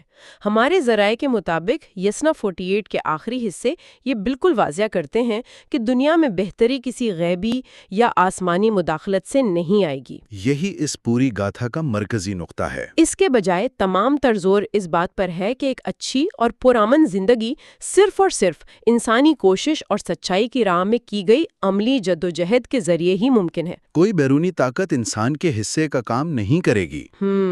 جب تک انسان خود اپنے اعمال کے ذریعے اس سچائی کا ساتھ نہ دے، تب تک تبدیلی نہیں آ سکتی۔ یہ فلسفہ انسان کو عمل کی طرف بلاتا ہے اور اسے کائنات میں ایک انتہائی فعال کردار سونپتا ہے۔ اور متن کے وہ الفاظ خاص طور پر قابل غور ہیں۔ جب میں نے انہیں پڑھا تو میرے رونگٹے کھڑے ہو گئے۔ وہ الفاظ جہاں انسانوں کو زمین کے نجات دہندہ کہا گیا ہے، سیویئرز آف دی ارتھ۔ جی، میرے نوٹس بتاتے ہیں کہ یہ کسی ایک مخصوص ہستی یا کسی سپر ہیرو کا ذکر نہیں ہے جو آسمان سے اترے گا، بالکل نہیں۔ بلکہ یہ ان عام انسانوں کی طرف اشارہ ہے جو اچھی سوچ سے متاثر ہوتے ہیں، جو سچائی اور انصاف کے اصولوں پر چلتے ہیں، اور جو اپنے معاشرے سے تشدد کا خاتمہ کرنے کی شعوری کوشش کرتے ہیں۔ اس نظریے کے تحت نجات دہندہ بننے کا راستہ ہر اس شخص کے لیے کھلا ہے جو برائی کو روکنے کے لیے عملی قدم اٹھاتا ہے۔ کیا خوبصورت بات ہے! یہ محض کسی نظریے کو تسلیم کر لینے کا نام نہیں ہے، بلکہ ہر روز، ہر لمحے کیے جانے والے ان فیصلوں کا نام ہے جو اچھائی کو فروغ دیتے ہیں۔ اور اگر ہم اسے دوبارہ اس ویکٹر کے تصور سے جوڑیں تو ویکٹر ساکت نہیں رہ سکتا۔ اگر انسان عملی طور پر اچھائی کی سمت میں حرکت نہیں کر رہا تو وہ اس مقاصد کے حصول کا حصہ نہیں ہے۔ یہ بات ان ادوار کے حوالے سے مزید معنی خیز ہو جاتی ہے جن میں شدید سماجی بے چینی پائی جاتی ہے، جیسے ہم نے یسنا 48 کے پس منظر میں بات کی۔ جی ہاں، بالکل۔ جب چاروں طرف سیاسی غیر یقینی ہو، تناؤ ہو، تو یہ پیغام کہ سچائی کی طاقت انسان کے اپنے اندر موجود ہے، یہ ایک بہت بڑا متبادل راستہ پیش کرتا ہے۔ یہ بتاتا ہے کہ حالات کی تاریکی کو ختم کرنے کے لیے کسی بیرونی نجات دہندہ کا انتظار کرنے کے بجائے انسان اپنی نیک ذہنی کیفیت اور عملی کوشش سے خود حالات بدل سکتا ہے۔ اور متن کا بنیادی زور اسی بات پر ہے کہ سچائی کی فتح کا انحصار انسانی ارادے اور عمل پر ہے۔ اور مقدس آگ جس کا ذکر ہم نے پہلے کیا تھا وہ اسی بات کا فیصلہ کرتی ہے کہ کون اپنے ارادے اور عمل میں سچا ثابت ہوا ہے اور کس نے صرف دعوے کیے ہیں۔ تو اگر ہم آج کے اس تفصیلی جائزے سے ملنے والی معلومات کو سمیٹیں تو ہم دیکھتے ہیں کہ سپینتا مینیو کسی روایتی ہستی کا نہیں بلکہ ایک روحانی رویے اور اچھائی کے ویکٹر کا نام ہے، ایک تخلیقی اور مثبت قوت۔ جی۔ یسنا 47 انسان کی اندرونی سالمیت یعنی اس کی انٹیگریٹی اور بہترین سوچ پر زور دیتی ہے، جبکہ یسنا 48 ہمیں سماجی اتھل پتھل اور سیاسی بے یقینی کے دور میں زمین، جانوروں اور معاشرے کی دیکھ بھال کی طرف لے جاتی ہے۔ اور ان سب کے درمیان مقدس آگ ایک فلٹر، ایک کسوٹی کا کام کرتی ہے۔ بالکل، لیکن سب سے نمایاں پہلو وہ زور ہے جو یہ متن انسانی کوشش پر دیتا ہے کہ انسان کے اپنے نیک اعمال ہی اسے زمین کا نجات دہندہ بناتے ہیں۔ ان قدیم تحریروں اور ان کے تبصرے کا بغور مطالعہ ہمیں یہی بتاتا ہے کہ انسان کی اخلاقی اور سماجی ذمہ داری اس دنیا کے نظام میں ایک بنیادی اکائی کی حیثیت رکھتی ہے۔ یہ محض کوئی پرانی تاریخ نہیں ہے بلکہ عمل اور رد عمل کا ایک جامع نظام ہے جو انسان کو اس کے ہر فیصلے کا ذمہ دار ٹھہراتا ہے۔ بالکل صحیح کہا آپ نے۔ اچھا، آج کی زبردست گفتگو کو ختم کرنے سے پہلے ہم ایک ایسی سوچ کی طرف اشارہ کرنا چاہیں گے جو ان ذرائع سے نکلتی تو ہے لیکن اسے اکثر ایک مختلف زاویے سے دیکھا جاتا ہے۔ جی، وہ کیا سوچ ہے؟ دیکھیں، آج کل جب ہم دنیا کے بڑے مسائل کی بات کرتے ہیں، چاہے وہ ماحولیاتی تبدیلی ہو، جنگیں ہوں یا سماجی ناانصافی، تو ہم عموماً بڑی تنظیموں، حکومتوں یا کسی عالمی نظام کی طرف دیکھتے ہیں کہ وہ آ کر ان مسائل کو حل کریں گے۔ ہمارا دھیان ہمیشہ اوپر کی طرف جاتا ہے کہ کوئی بڑا ادارہ کچھ کرے۔ بالکل، لیکن اگر ہم اس قدیم متن کے ویکٹر اور انسانی کوشش کے فلسفے کو سامنے رکھیں تو انسان کے ذہن میں ایک سوال پیدا ہوتا ہے، کیا ہم بڑے اداروں پر انحصار کر کے دراصل اپنا وہ انفرادی اور بنیادی کردار کسی اور کے حوالے تو نہیں کر رہے جسے یہ فلسفہ دنیا کو بدلنے کی اصل کنجی قرار دیتا ہے؟ یہ ایک بہت چھپتا ہوا سوال ہے۔ ذرائع جو آج ہمارے پاس ہیں وہ سپینتا مینیو کے حصے سے ہیں، خاص طور پر یسنا 49 اور یسنا 50۔ اور یہ دونوں یسنا بہت گہری ہیں۔ بالکل۔ تو آج کا ہمارا بنیادی مقصد ان دعاؤں میں چھپی اس شدید شاعرانہ کیفیت کو سمجھنا ہے جو ایک طرف نیک ذہن یعنی وہ منع کی روشنی دکھاتی ہے اور دوسری طرف جھوٹ کے مسکن کی تاریکی کو بے نقاب کرتی ہے۔ سچائی اور جھوٹ کے درمیان یہ انتخاب محض کوئی نظریاتی بحث نہیں ہے، یہ بقا کی جنگ ہے۔ ٹھیک ہے، آئیے اس کی تہ تک جاتے ہیں کہ کس طرح ان قدیم تحریروں میں اعمال کے نتائج کو بیان کیا گیا ہے۔ یہاں جو بات سب سے زیادہ حیرت انگیز ہے وہ یہ ہے کہ یہ عبارات ہمیں صرف اچھے اور برے کی کوئی روایتی لسٹ نہیں پکڑاتی۔ صحیح۔ جب ہم ان متون کو دیکھتے ہیں تو یہ واضح ہوتا ہے کہ ان نے صرف کیا کا جواب نہیں ہے کہ آپ کو کیا کرنا چاہیے یا کیا نہیں، بلکہ ان میں کیوں کا ایک بہت ہی مربوط فلسفہ موجود ہے۔ یعنی وہ وجہ بتاتے ہیں۔ جی ہاں، نیکی یا برائی کا انتخاب کوئی ایسا فیصلہ نہیں ہے جو انسان پر یعنی باہر سے زبردستی مسلط کیا گیا ہو۔ میں اسے یوں دیکھتی ہوں کہ یہ انسانی روح، اس کی نیت اور کائنات کے توازن کے درمیان ایک ناگزیر تعلق ہے۔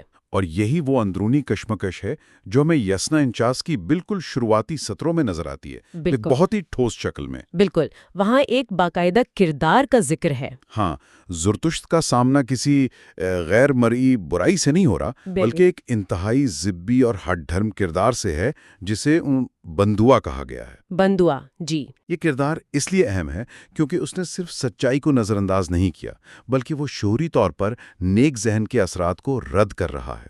اسے اس بات کی کوئی پرواہ نہیں کہ ارمایتی یعنی وہ راست بازی جو معاشرے میں خوشحالی لاتی ہے وہ تباہ ہو رہی ہے۔ بندوا کی ضد ایک مستقل رکاوٹ بن چکی ہے۔ اگر ہم اسے وسیع تر پس منظر سے جوڑیں تو اندازہ ہوتا ہے کہ یہ صرف ایک شخص کا ذکر نہیں ہو رہا۔ گتھا کا انداز بیان کافی استعاراتی ہے۔ تو بندوا ایک علامت ہے؟ بالکل، بندوا دراصل ہر اس بڑی رکاوٹ اور ہر اس مائنڈ سیٹ کی علامت ہے جو سچائی یعنی آشا کے نظام سے ٹکراتا ہے۔ جب کوئی شخص یا کوئی گروہ اپنی انا کی خاطر نیک ذہن کی رہنمائی ماننے سے انکار کرتا ہے تو وہ صرف اپنا نقصان نہیں کر رہا ہوتا، وہ پورے معاشرے کا توازن بگاڑتا ہے۔ جی، ارمایتی وہ پاکیزہ سوچ ہے جو زمین کو قابل رہائش بناتی ہے، بندوا اس کے بالکل الٹ ہے۔ تو یہ کشمکش محض دو افراد کی نہیں بلکہ تعمیر اور تخریب کی سوچ کا ٹکراؤ ہے۔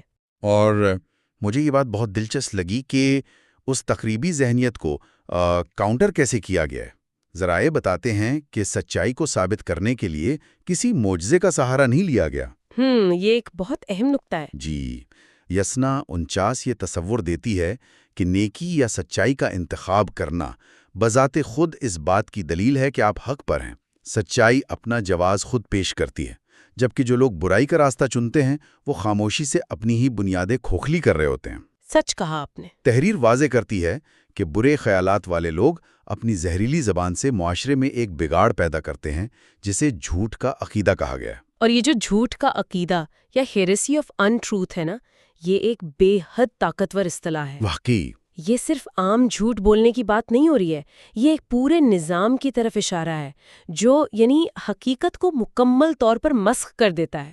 جب لوگ باقاعدہ منصوبہ بندی کے ساتھ انتشار پھیلاتے ہیں تو وہ معاشرے کا اخلاقی تانا بانا ادھیڑ دیتے ہیں، وہ ایک فریب کی دنیا بناتے ہیں۔ جی، اور جیسا کہ ان تحریروں کا اصول ہے، یہ فریب بالآخر اپنے ہی پیدا کرنے والوں کو کھا جاتا ہے۔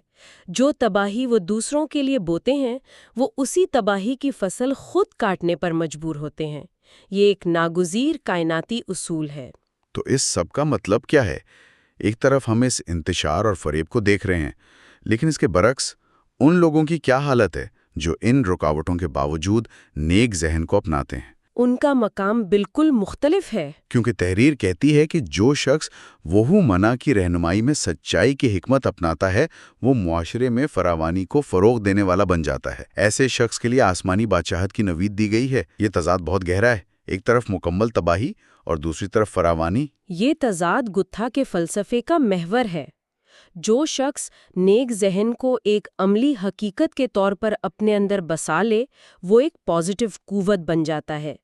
لیکن اگر ہم یسنا 49 کی آیت 11 کو دیکھیں تو برے حکمرانوں کا جو انجام بیان ہوا ہے وہ اندر تک ہلا دیتا ہے۔ ہاں، وہ ایسا کافی سخت ہے۔ اس میں واضح ہے کہ جن لوگوں کے اعمال اور سوچ کرپٹ ہے، موت کے وقت ان کی اپنی بگڑی ہوئی روحیں ان کا استقبال کرنے کھڑی ہوں گی۔ کیا ہولناک منظر ہے۔ بالکل، اور ان کا حتمی ٹھکانہ کوئی عام قید خانہ نہیں بلکہ جھوٹ کا مسکن یعنی ہاؤس آف دا لائے ہوگا۔ انسان کو سزا دینے کے لیے کسی بیرونی جلاد کی ضرورت ہی نہیں پڑتی، اس کے اپنے ہی برے اعمال اس کی ابدی حقیقت بن جاتے ہیں۔ انسان کی اپنی روح کا اس کے لیے ایک ڈراونا خواب بن جانا، یہ واقعی ایک لرزہ خیز نفسیاتی تصور ہے، اور شاید اسی تنہائی سے بچنے کے لیے ان متون میں اتحاد پر اتنا زور دیا گیا ہے۔ جی، سچائی کے راستے پر اتحاد بہت ضروری ہے۔ یسنا 49 کے آخر میں فراشوشترا اور جماسپا جیسے افراد کا حوالہ ہے۔ ان کا ذکر کر کے یہ واضح کیا گیا ہے کہ سچائی کے راستے پر چلنے والوں کا آپس میں جڑنا کتنا اہم ہے۔ سچائی کا سفر کوئی انفرادی عمل نہیں ہے، یہ ایک کمیونٹی کا تقاضا کرتا ہے۔ فراشوشترا اور جاماسپا کا ذکر نمایاں کرتا ہے کہ سچائی کا پیغام تنہا نافذ نہیں ہو سکتا۔ جہاں بندوا جیسی طاقتیں ہوں وہاں اچھے لوگوں کا بکھرے رہنا تباہ کن ہے۔ سچائی کو ایک منظم قوت بننے کے لیے کمیونٹی چاہیے، بالکل صحیح۔ اور وہ بہترین انعام جس کا ذکر بار بار آتا ہے وہ صرف موت کے بعد کی منزل نہیں، بلکہ وہ اس دنیا میں امن اور سچائی کا قیام بھی ہے جو وہ مل کے تعمیر کرتے ہیں۔ یہاں آ کر یہ موضوع واقعی بہت دلچسپ ہو جاتا ہے، کیونکہ جب ہم اس اتحاد کی بحث سے نکل کر یسنا 50 کی طرف آتے ہیں تو لہجے میں ایک زبردست تبدیلی محسوس ہوتی ہے۔ ہاں، لہجہ بالکل بدل جاتا ہے۔ یسنا 49 کا وہ تجزیاتی انداز اچانک ایک انتہائی جذباتی اور گہری پکار میں بدل جاتا ہے۔ یسنا 50 کا آغاز اس سوال سے ہوتا ہے، میں مدد کے لیے کس پر بھروسہ کروں؟ میری جائیداد کی حفاظت کے لیے میں کس پر انحصار کروں؟ یہ الفاظ پڑھ کر لگتا ہے جیسے کوئی شخص ہر طرف سے گھر گیا ہو۔ یہ لہجے کی تبدیلی یسنا 50 کی جان ہے۔ یہ الفاظ پیغمبر کی ظاہری بے بسی کو ظاہر ضرور کرتے ہیں، لیکن اگر گہرائی میں جائیں تو یہ مایوسی نہیں بلکہ اٹوٹ ایمان کی علامت ہے۔ وہ کیسے؟ جب دنیاوی لحاظ سے کوئی حلیف نظر نہ آئے تو وہ پکار کسی دنیاوی بادشاہ یا مادی سہارے کو نہیں پکارتی، وہ واضح کرتی ہے کہ اس شدید ترین بحران میں انحصار صرف مزدہ سچائی کی طاقت اور روشن ذہن پر ہے۔ یعنی وہ اپنے اصولوں پر قائم رہتے ہیں۔ جی، یہ انسان کا شعوری فیصلہ ہے کہ جب ہر بیرونی سہارا ختم ہو جائے تب بھی اس کا حتمی سہارا اس کا اپنا نیک ذہن ہی ہوتا ہے۔ یہ توکل کی ایک اعلیٰ ترین شکل ہے۔ اور اس توکل کو جس طرح فوراً عملی زندگی سے جوڑا گیا ہے وہ کمال ہے۔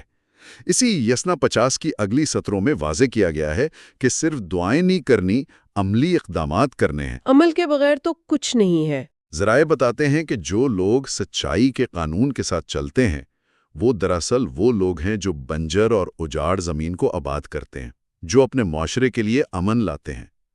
یہاں روحانیت کو آسمانوں سے اتار کر سیدھا زمین کی مٹی اور کھیتی باڑی سے جوڑ دیا گیا ہے۔ یہ زمین کو آباد کرنے کا تصور ایک انتہائی طاقتور استعارہ ہے۔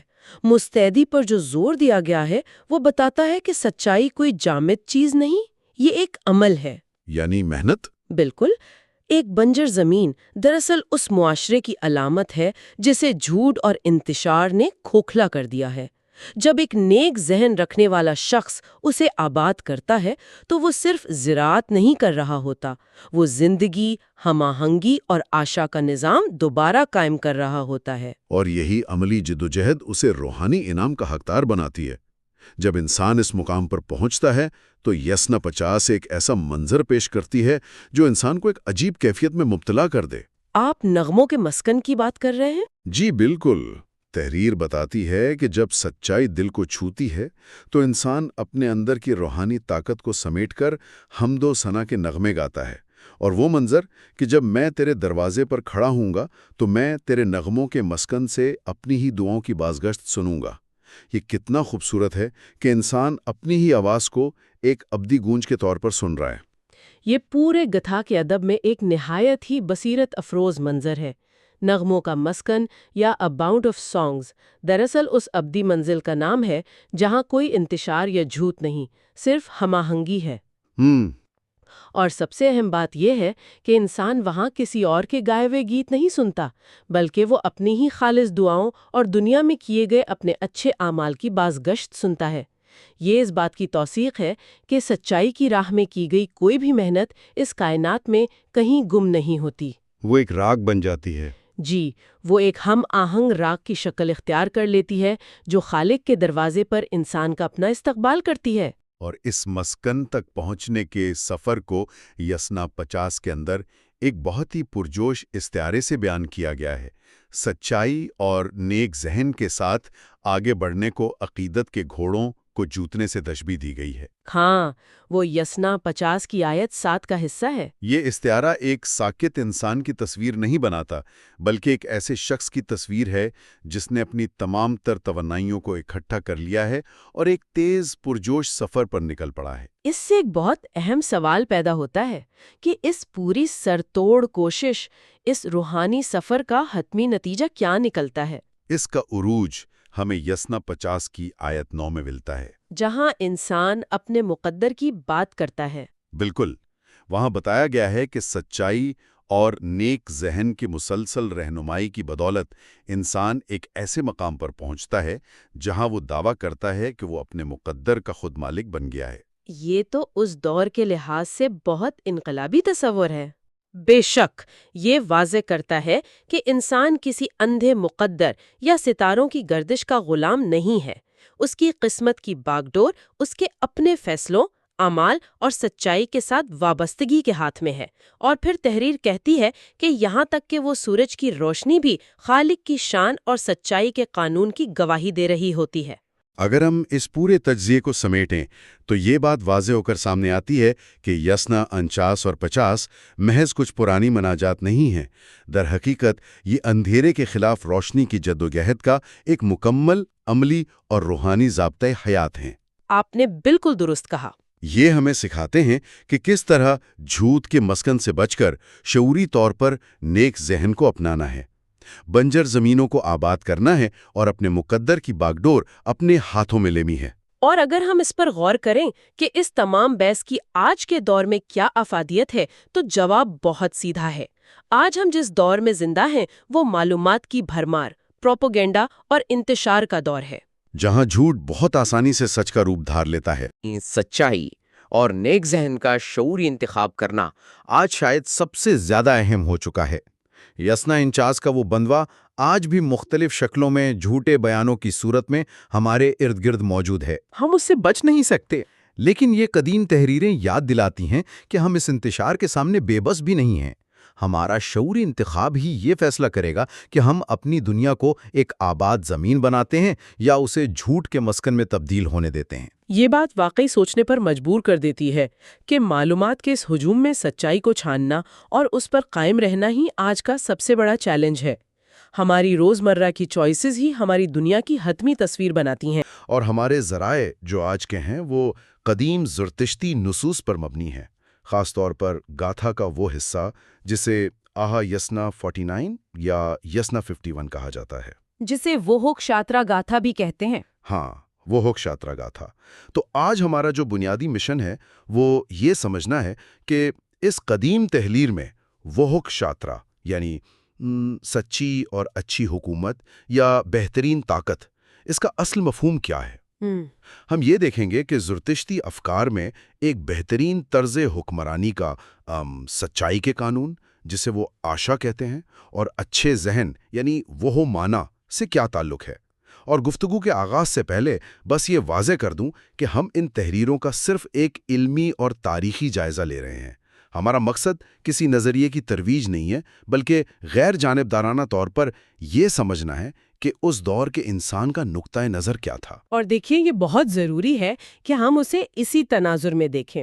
یہ جو متن ہے یہ محض کوئی قدیم تحریر نہیں ہے، مطلب یہ کوئی ایسا ہدایت نامہ نہیں ہے کہ بادشاہوں کو مزید طاقتور کیسے بنایا جائے، صحیح، بلکہ یہ ایک ایسا فلسفہ ہے جو یہ سکھاتا ہے کہ طاقت کا اصل مقصد کیا ہونا چاہیے۔ میں سمجھتی ہوں کہ اگر ہم اس دور کے حساب سے سوچیں جب مطلق العنان حکمران ہوتے تھے تو یہ متن بتاتا ہے کہ ایک حقیقی لیڈر کی سب سے بڑی ذمہ داری کائنات اور مخلوق کی فلاح ہے۔ مطلب جس کی لاٹھی اس کی بھینس والا دور تھا اور اس میں یہ باتیں ہو رہی تھیں۔ بالکل، یہ طاقت کو ایک بہت بڑی ذمہ داری کے فریم ورک میں قید کرتا ہے۔ یہ بڑی سوچنے والی بات ہے۔ اگر ہم روزمرہ کی زندگی میں بھی دیکھیں تو ہم سب کہیں نہ کہیں کسی رہنمائی اور سچائی کی تلاش میں ہوتے ہیں نا۔ بالکل، اسی طرح جیسے اس تحریر میں ایک عظیم مقصد کی بات کی گئی ہے۔ جی، تو اگر ہم یسنا 51 کی پہلی آیت کی طرف آئیں تو اس میں یہ کہا گیا ہے کہ ایک سچی حکومت سب سے زیادہ مطلوب چیز ہے۔ اور اس حکومت کی جو رہنمائی ہے وہ سچائی کا قانون کرتا ہے اور اسے بہت لگن اور جوش سے چلایا جاتا ہے۔ لیکن جو سب سے اہم بات مجھے لگی وہ یہ کہ یہ نظام پھر ایک بہترین آسمانی بادشاہت میں بدل جاتا ہے۔ تو یہ جو اچھے ذہن یا وہ مانا کا تصور ہے یہ حکمران کے لیے کتنا اہم تھا؟ یہ بہت ہی بنیادی نقطہ ہے۔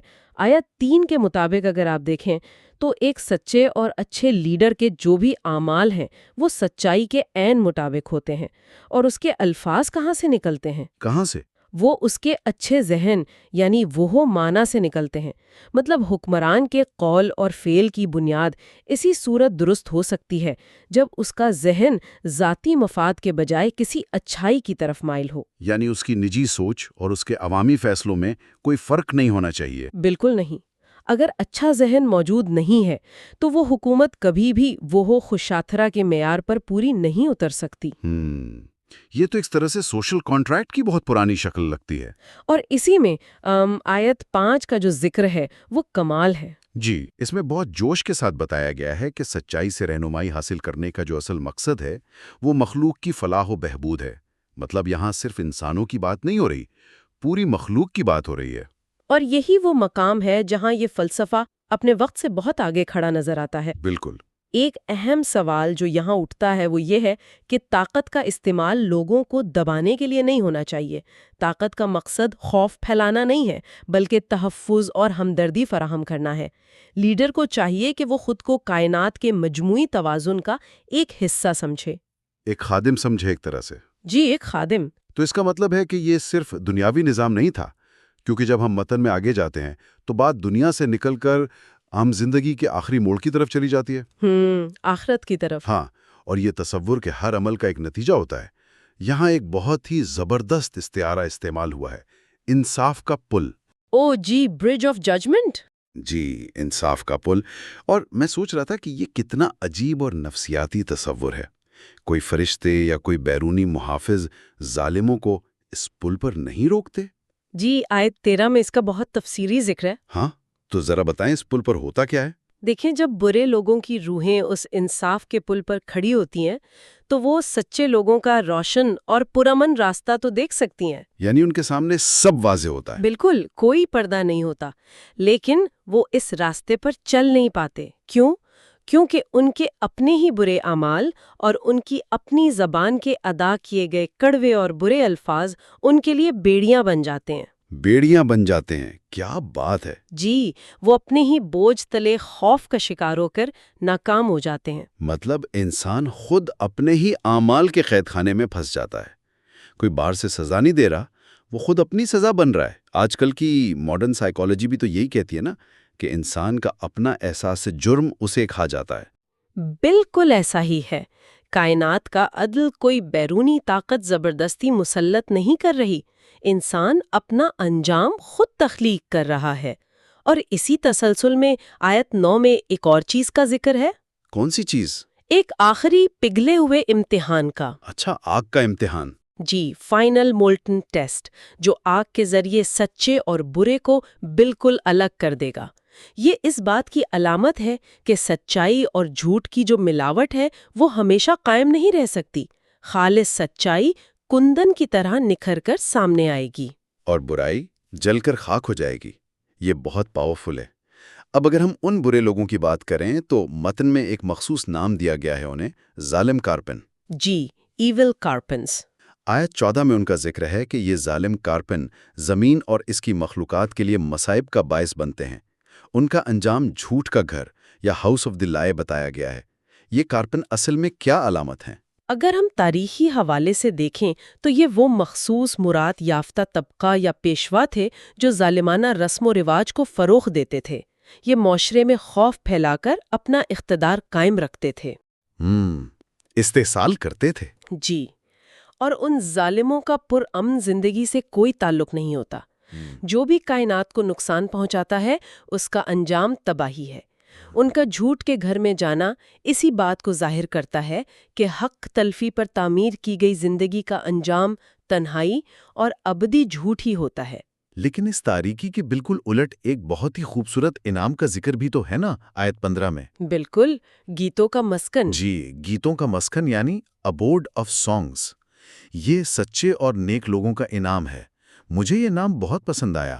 مطلب کوئی خاموش جگہ نہیں ہے بلکہ گیت ہیں، اور یہ اہورا مزدا کی پہلی موجودگی کا مقام ہے۔ یہ ایک بہت مثبت ہم آہنگی کی علامت ہے، جہاں کائنات کا بہترین نظم موسیقی کی طرح محسوس ہوتا ہے۔ جب انسان دنیا کو بہتر بناتا ہے تو اسے ایسا مقام ملتا ہے جو خوشی اور گیتوں سے گونج رہا ہو۔ کیا مال ہے! اچھا، اب اس سارے فلسفے سے نکل کر تھوڑا تاریخ کی طرف آتے ہیں۔ کیا واقعی اس دور میں کسی نے اس عظیم مقصد کا ساتھ دیا تھا یا یہ صرف کتابی باتیں تھیں؟ نہیں، یہ صرف فلسفہ نہیں تھا۔ متن میں باقاعدہ تاریخی شخصیات کا ذکر ہے، جیسے آیت 16 میں بادشاہ وشتاسپ کا ذکر ہے۔ بادشاہ وشتاسپ۔ جی، جس نے سچی طاقت اور آفاقی سچائی کے قانون کے ذریعے اس مقصد کو سمجھا۔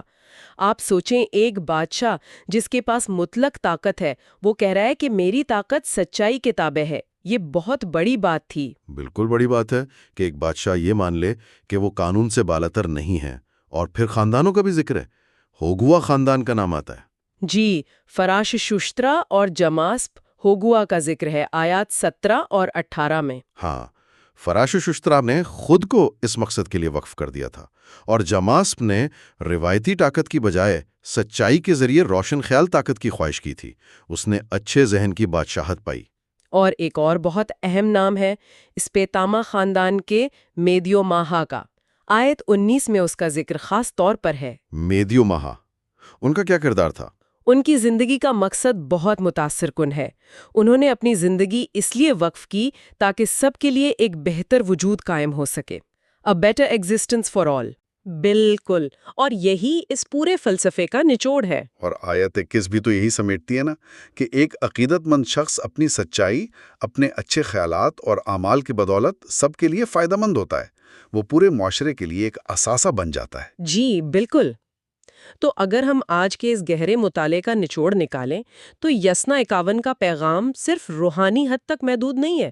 یہ ہمیں باقاعدہ سکھاتا ہے کہ حقیقی طاقت یا وہ خوشاترا دراصل سچائی کی پاسداری کا نام ہے۔ یہ اچھے ذہن کا نام ہے اور سب سے بڑھ کر ہر زندہ مخلوق کی فلاح کے لیے کام کرنے کا نام ہے۔ چاہے کوئی اپنی ذاتی زندگی میں ہو یا کسی بہت بڑے عہدے پر بیٹھا ہو۔ جی، اس قدیم متن کا یہ سبق آج بھی اتنا ہی متعلقہ ہے جتنا اس وقت تھا۔ ہمارے اعمال اور ہمارے الفاظ ہی ہماری حقیقی میراث بنتے ہیں۔ بالکل۔ آج ہمارے اس گہرے مطالعے کا موضوع زراتھشترا کا آخری گاتھا ہے، جسے وحشتو اشٹی گاتھا کے نام سے جانا جاتا ہے۔ یعنی یاسنا 53۔ ہاں بالکل، یاسنا 53۔ عام طور پر جب ہم ایسی قدیم روحانی شاعری یا مذہبی کتابوں کے بارے میں سوچتے ہیں نا، تو ذہن میں کچھ سخت قوانین اور رسموں کا خیال آتا ہے۔ ہاں، حقیقت ہے، لوگ یہی سوچتے ہیں۔ لیکن ہمارے پاس موجود سورسز کے مطابق اس دستاویز کا مرکز دراصل ایک باپ کی اپنی بیٹی کی شادی پر دی گئی نصیحت ہے۔ ایک انتہائی نجی لمحہ۔ ایگزیکٹلی۔ یہ صرف کسی رسم کی تاریخ نہیں ہے، بلکہ اس میں آفاقی اخلاقی اسباق پوشیدہ ہیں۔ چلیے اس کو سمجھتے ہیں۔ بالکل۔ جب ہم اس متن کو کھولتے ہیں تو شروعات میں کسی شادی کا ذکر نہیں ہوتا، بلکہ ایک عظیم روحانی تکمیل اور کامل خوشی کا حوالہ ملتا ہے۔ ہاں، وہاں ایک کامل سکون کا ذکر ہے۔ ایسا لگتا ہے جیسے زراتشتر اپنی زندگی کی سب سے بڑی کامیابی کا اعلان کر رہے ہیں۔ بالکل، اور یہ کامیابی کسی عام دنیاوی معیار پر پوری نہیں اترتی۔ شروعات ہی اس بات سے ہوتی ہے کہ زراتشتر کی سب سے بڑی خواہش پوری ہو گئی ہے۔ اب اگر ہم اس دور کو تصور میں لائیں، ایک ایسا زمانہ جہاں بادشاہوں کی طاقت یا زمینوں پر قبضہ اور دولت ہی سب کچھ مانی جاتی تھی، تو وہاں زراتشتر کیا مانگ رہے ہیں؟ وہیں تو سب سے بڑا سوال ہے۔ وہ اہورا مازدا یعنی اپنے اعلیٰ ترین خدا سے نیکی کے بدلے میں ایک ہمیشہ قائم رہنے والی پرسکون زندگی مانگ رہے ہیں، یعنی بلسفل ایگزسٹنس۔ صحیح۔ یہاں یہ سمجھانا مقصد ہے کہ حقیقت اور جھوٹ کے درمیان جو کشمکش چل رہی ہے، اس میں اصل فتح کیا ہے؟ اصل کامیابی؟ ہاں، اصل کامیابی اس اچھے دین کے اصولوں کو اپنانے میں ہے جو سچائی پر مبنی ہے۔ یہ کامل خوشی کسی باہری چیز سے نہیں، بلکہ انسان کے اندر کی پاکیزگی سے جڑی ہوئی ہے۔ یہ پوائنٹ واقعی بہت زبردست ہے۔ سوچئے ذرا، آج کل ہم سیلف ہیلپ کی کتابوں میں پڑھتے ہیں کہ اندر کا سکون باہر کی دولت سے نہیں ملتا۔ آج کل کی ماڈرن سائیکالوجی بھی یہی کہتی ہے۔ اور ہزاروں سال پہلے قدیم فلسفے میں بالکل یہی بات کی جا رہی ہے۔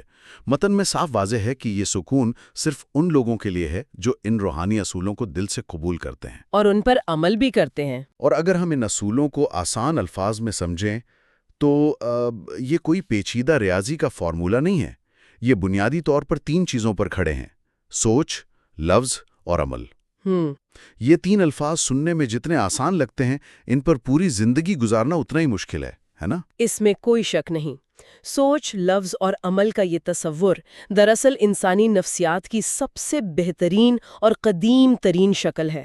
کیسے؟ ایسے سمجھیے کہ یہ ایک کمپلیٹ الائنمنٹ کا نام ہے۔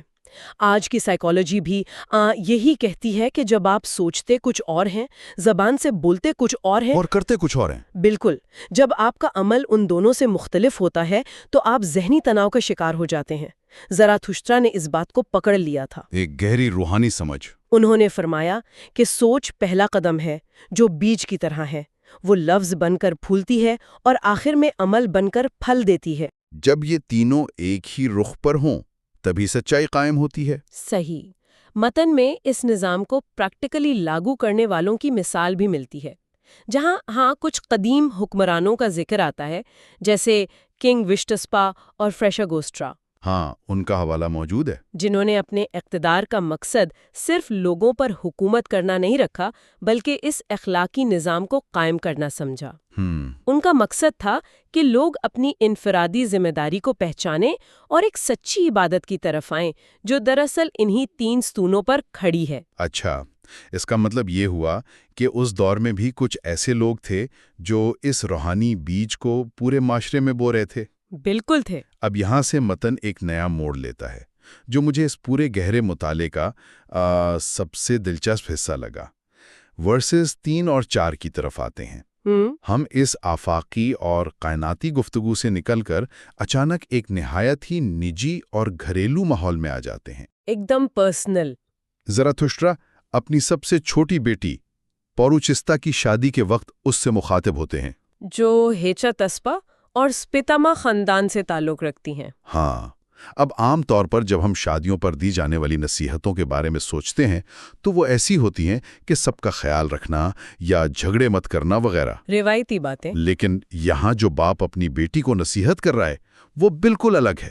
وہ اسے کہہ رہا ہے کہ اپنی عقل کا استعمال کرو، اچھے ذہن کی روشنی میں فیصلے کرو اور سچائی کو مضبوطی سے پکڑ لو۔ یہ اس دور کے حساب سے ایک عورت کو دی جانے والی بہت ہی خود مختارانہ نصیحت لگتی ہے۔ یہاں جو سب سے حیران کن بات ہے وہ یہ ہے کہ شادی کا یہ تصور روحانی اور معاشرتی ذمہ داری کا ایک انتہائی اہم مرکز بن گیا ہے۔ صحیح۔ اور رشتہ کو جو نصیحت کی جا رہی ہے وہ اندھی تقلید کی نہیں ہے، انلائٹنڈ انڈرسٹینڈنگ یعنی روشن عقل کی بات کی جا رہی ہے۔ یعنی خود سوچو اور سمجھو۔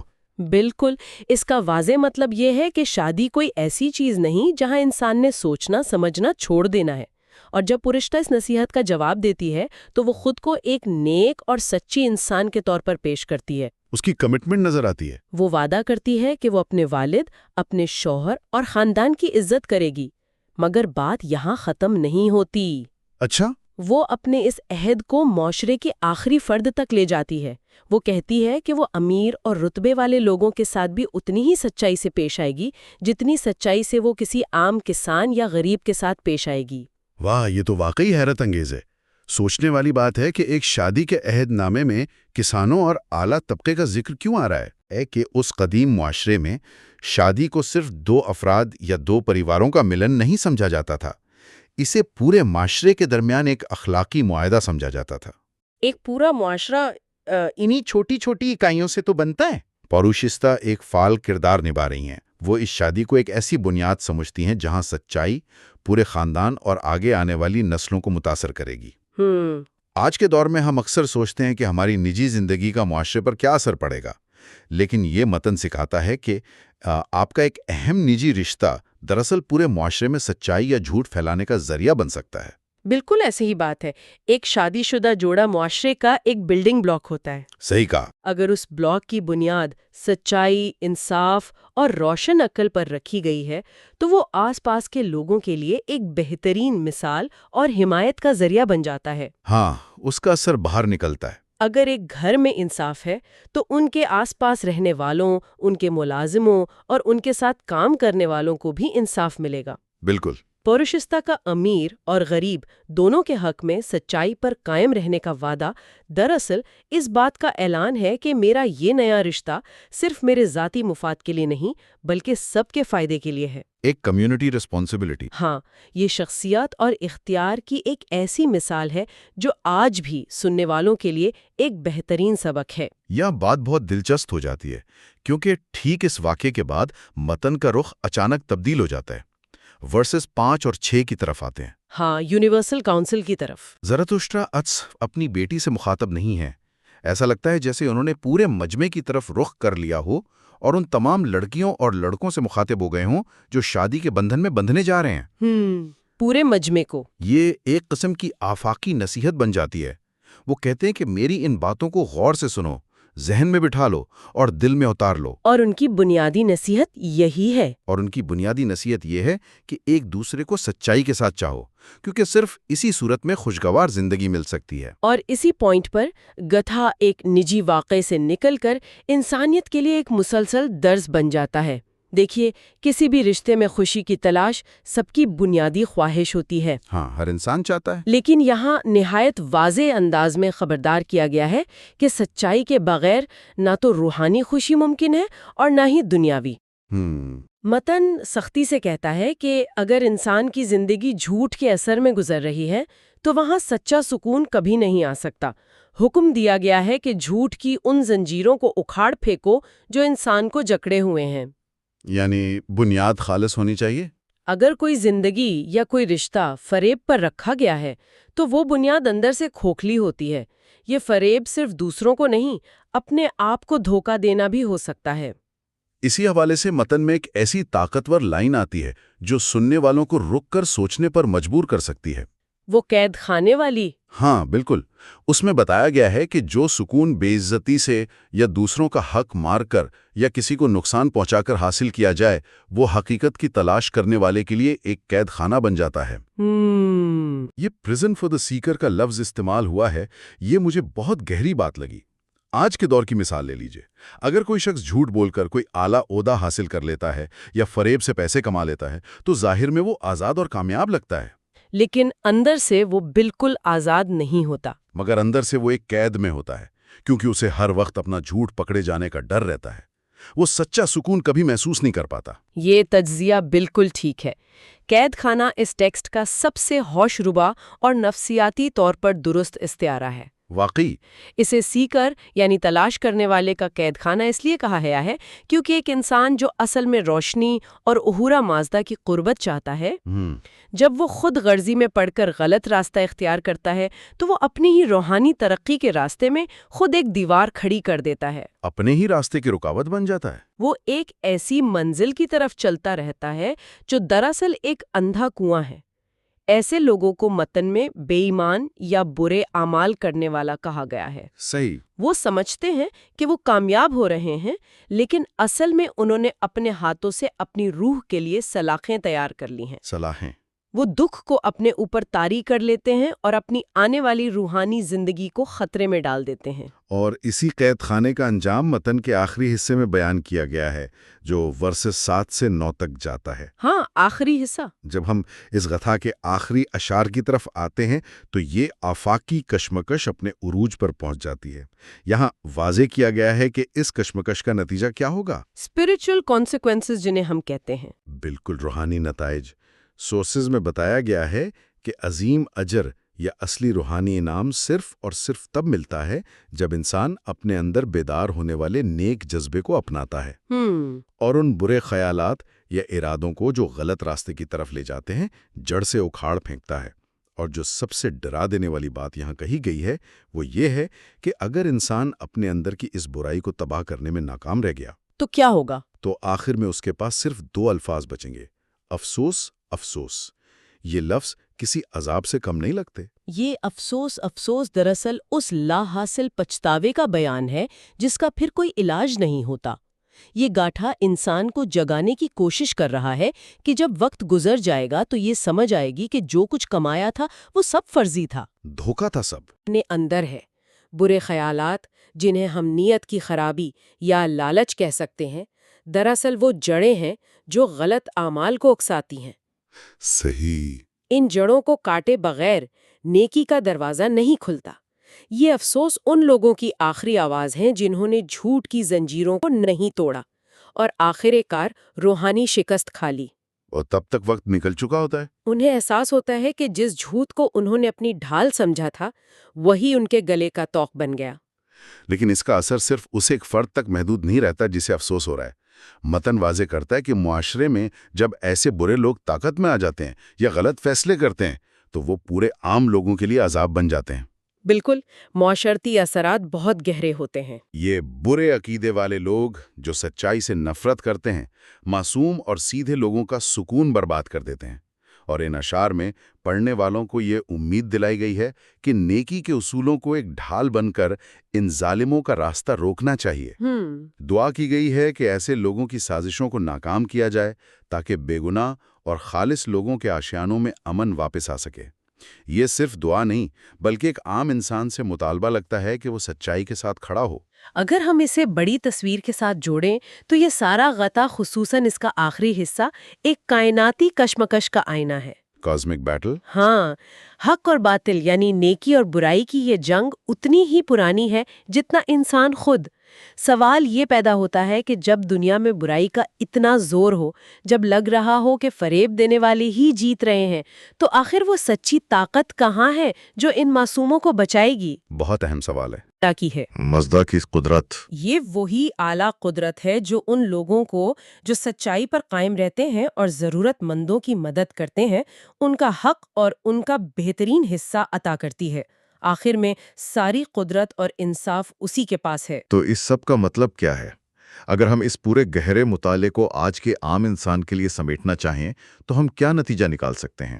بہت سی باتیں ہیں۔ ہم نے ایک قدیم باپ کی اپنی بیٹی کو شادی پر دی گئی نصیحت سے شروعات کی، دیکھا کہ کیسے ایک نجی رشتے کو معاشرے کی بہتری اور سچائی کا ذریعہ بنایا جا سکتا ہے۔ پھر ہم نے سمجھا کہ سوچ، لفظ اور عمل کی ہاں آہنگی کے بغیر کوئی کامل خوشی ممکن نہیں ہے۔ جھوٹ کسی اور کے ساتھ نہیں بلکہ اپنے ساتھ کیا گیا سب سے بڑا ظلم ہے جو انسان کو اپنی ہی بنائی ہوئی قید میں ڈال دیتا ہے۔ صحیح کہا، بالکل۔ گیتا کی یہ قدیم شاعری واضح کرتی ہے کہ اچھائی کا راستہ چننا صرف کوئی رسمی عبادت نہیں ہے، یہ زندگی گزارنے کا ایک ٹھوس عملی درس ہے۔ برائی اور جھوٹ چاہے کتنا بھی پرکشش کیوں نہ لگے، آخری کامیابی اور سکون اسی کا مقدر بنتا ہے جو سچائی پر وفاداری سے ڈٹا رہتا ہے۔ یہ اس متن کی سب سے بڑی خاصیت ہے کہ یہ اتنا پرانا ہو کر بھی ہماری آج کی زندگی کی پریشانیوں کا مکمل احاطہ کرتا ہے۔ واقعی یہ سچ ہے۔ آخر میں جب ہم ان قدیم اشعار پر غور کرتے ہیں جہاں حقیقت کو چننا ایک انفرادی اور معاشرتی فرض بتایا گیا ہے، تو سننے والوں کو لازمی سوچنا چاہیے۔ آج کے دور میں جبکہ لوگ اپنی ناکامیوں، ذہنی تناؤ یا اپنے دکھوں کا الزام اکثر اپنے حالات پر، معاشرے پر یا دوسروں پر ڈالتے ہیں، تو کیا حقیقت میں ہمارا اپنا انتخاب ہی اس سب کا ذمہ دار نہیں؟ کیسی ذمہ داری؟ یعنی ہمارے روزمرہ کے چھوٹے چھوٹے سوچ، لفظ اور عمل جو ہم ہر روز جھوٹ یا سچائی کے حق میں کرتے ہیں، کیا وہی ہماری اس زندگی کا قید خانہ یا پھر ہماری پرسکون جنت تعمیر نہیں کر رہا ہوتا؟ بہت گہری بات ہے۔ یہ روزانہ کا فیصلہ ہمارے اپنے ہاتھ میں ہے کہ ہم فریب کو اپنائیں یا پھر سچائی کی اس کامل آزادی کو حاصل کریں۔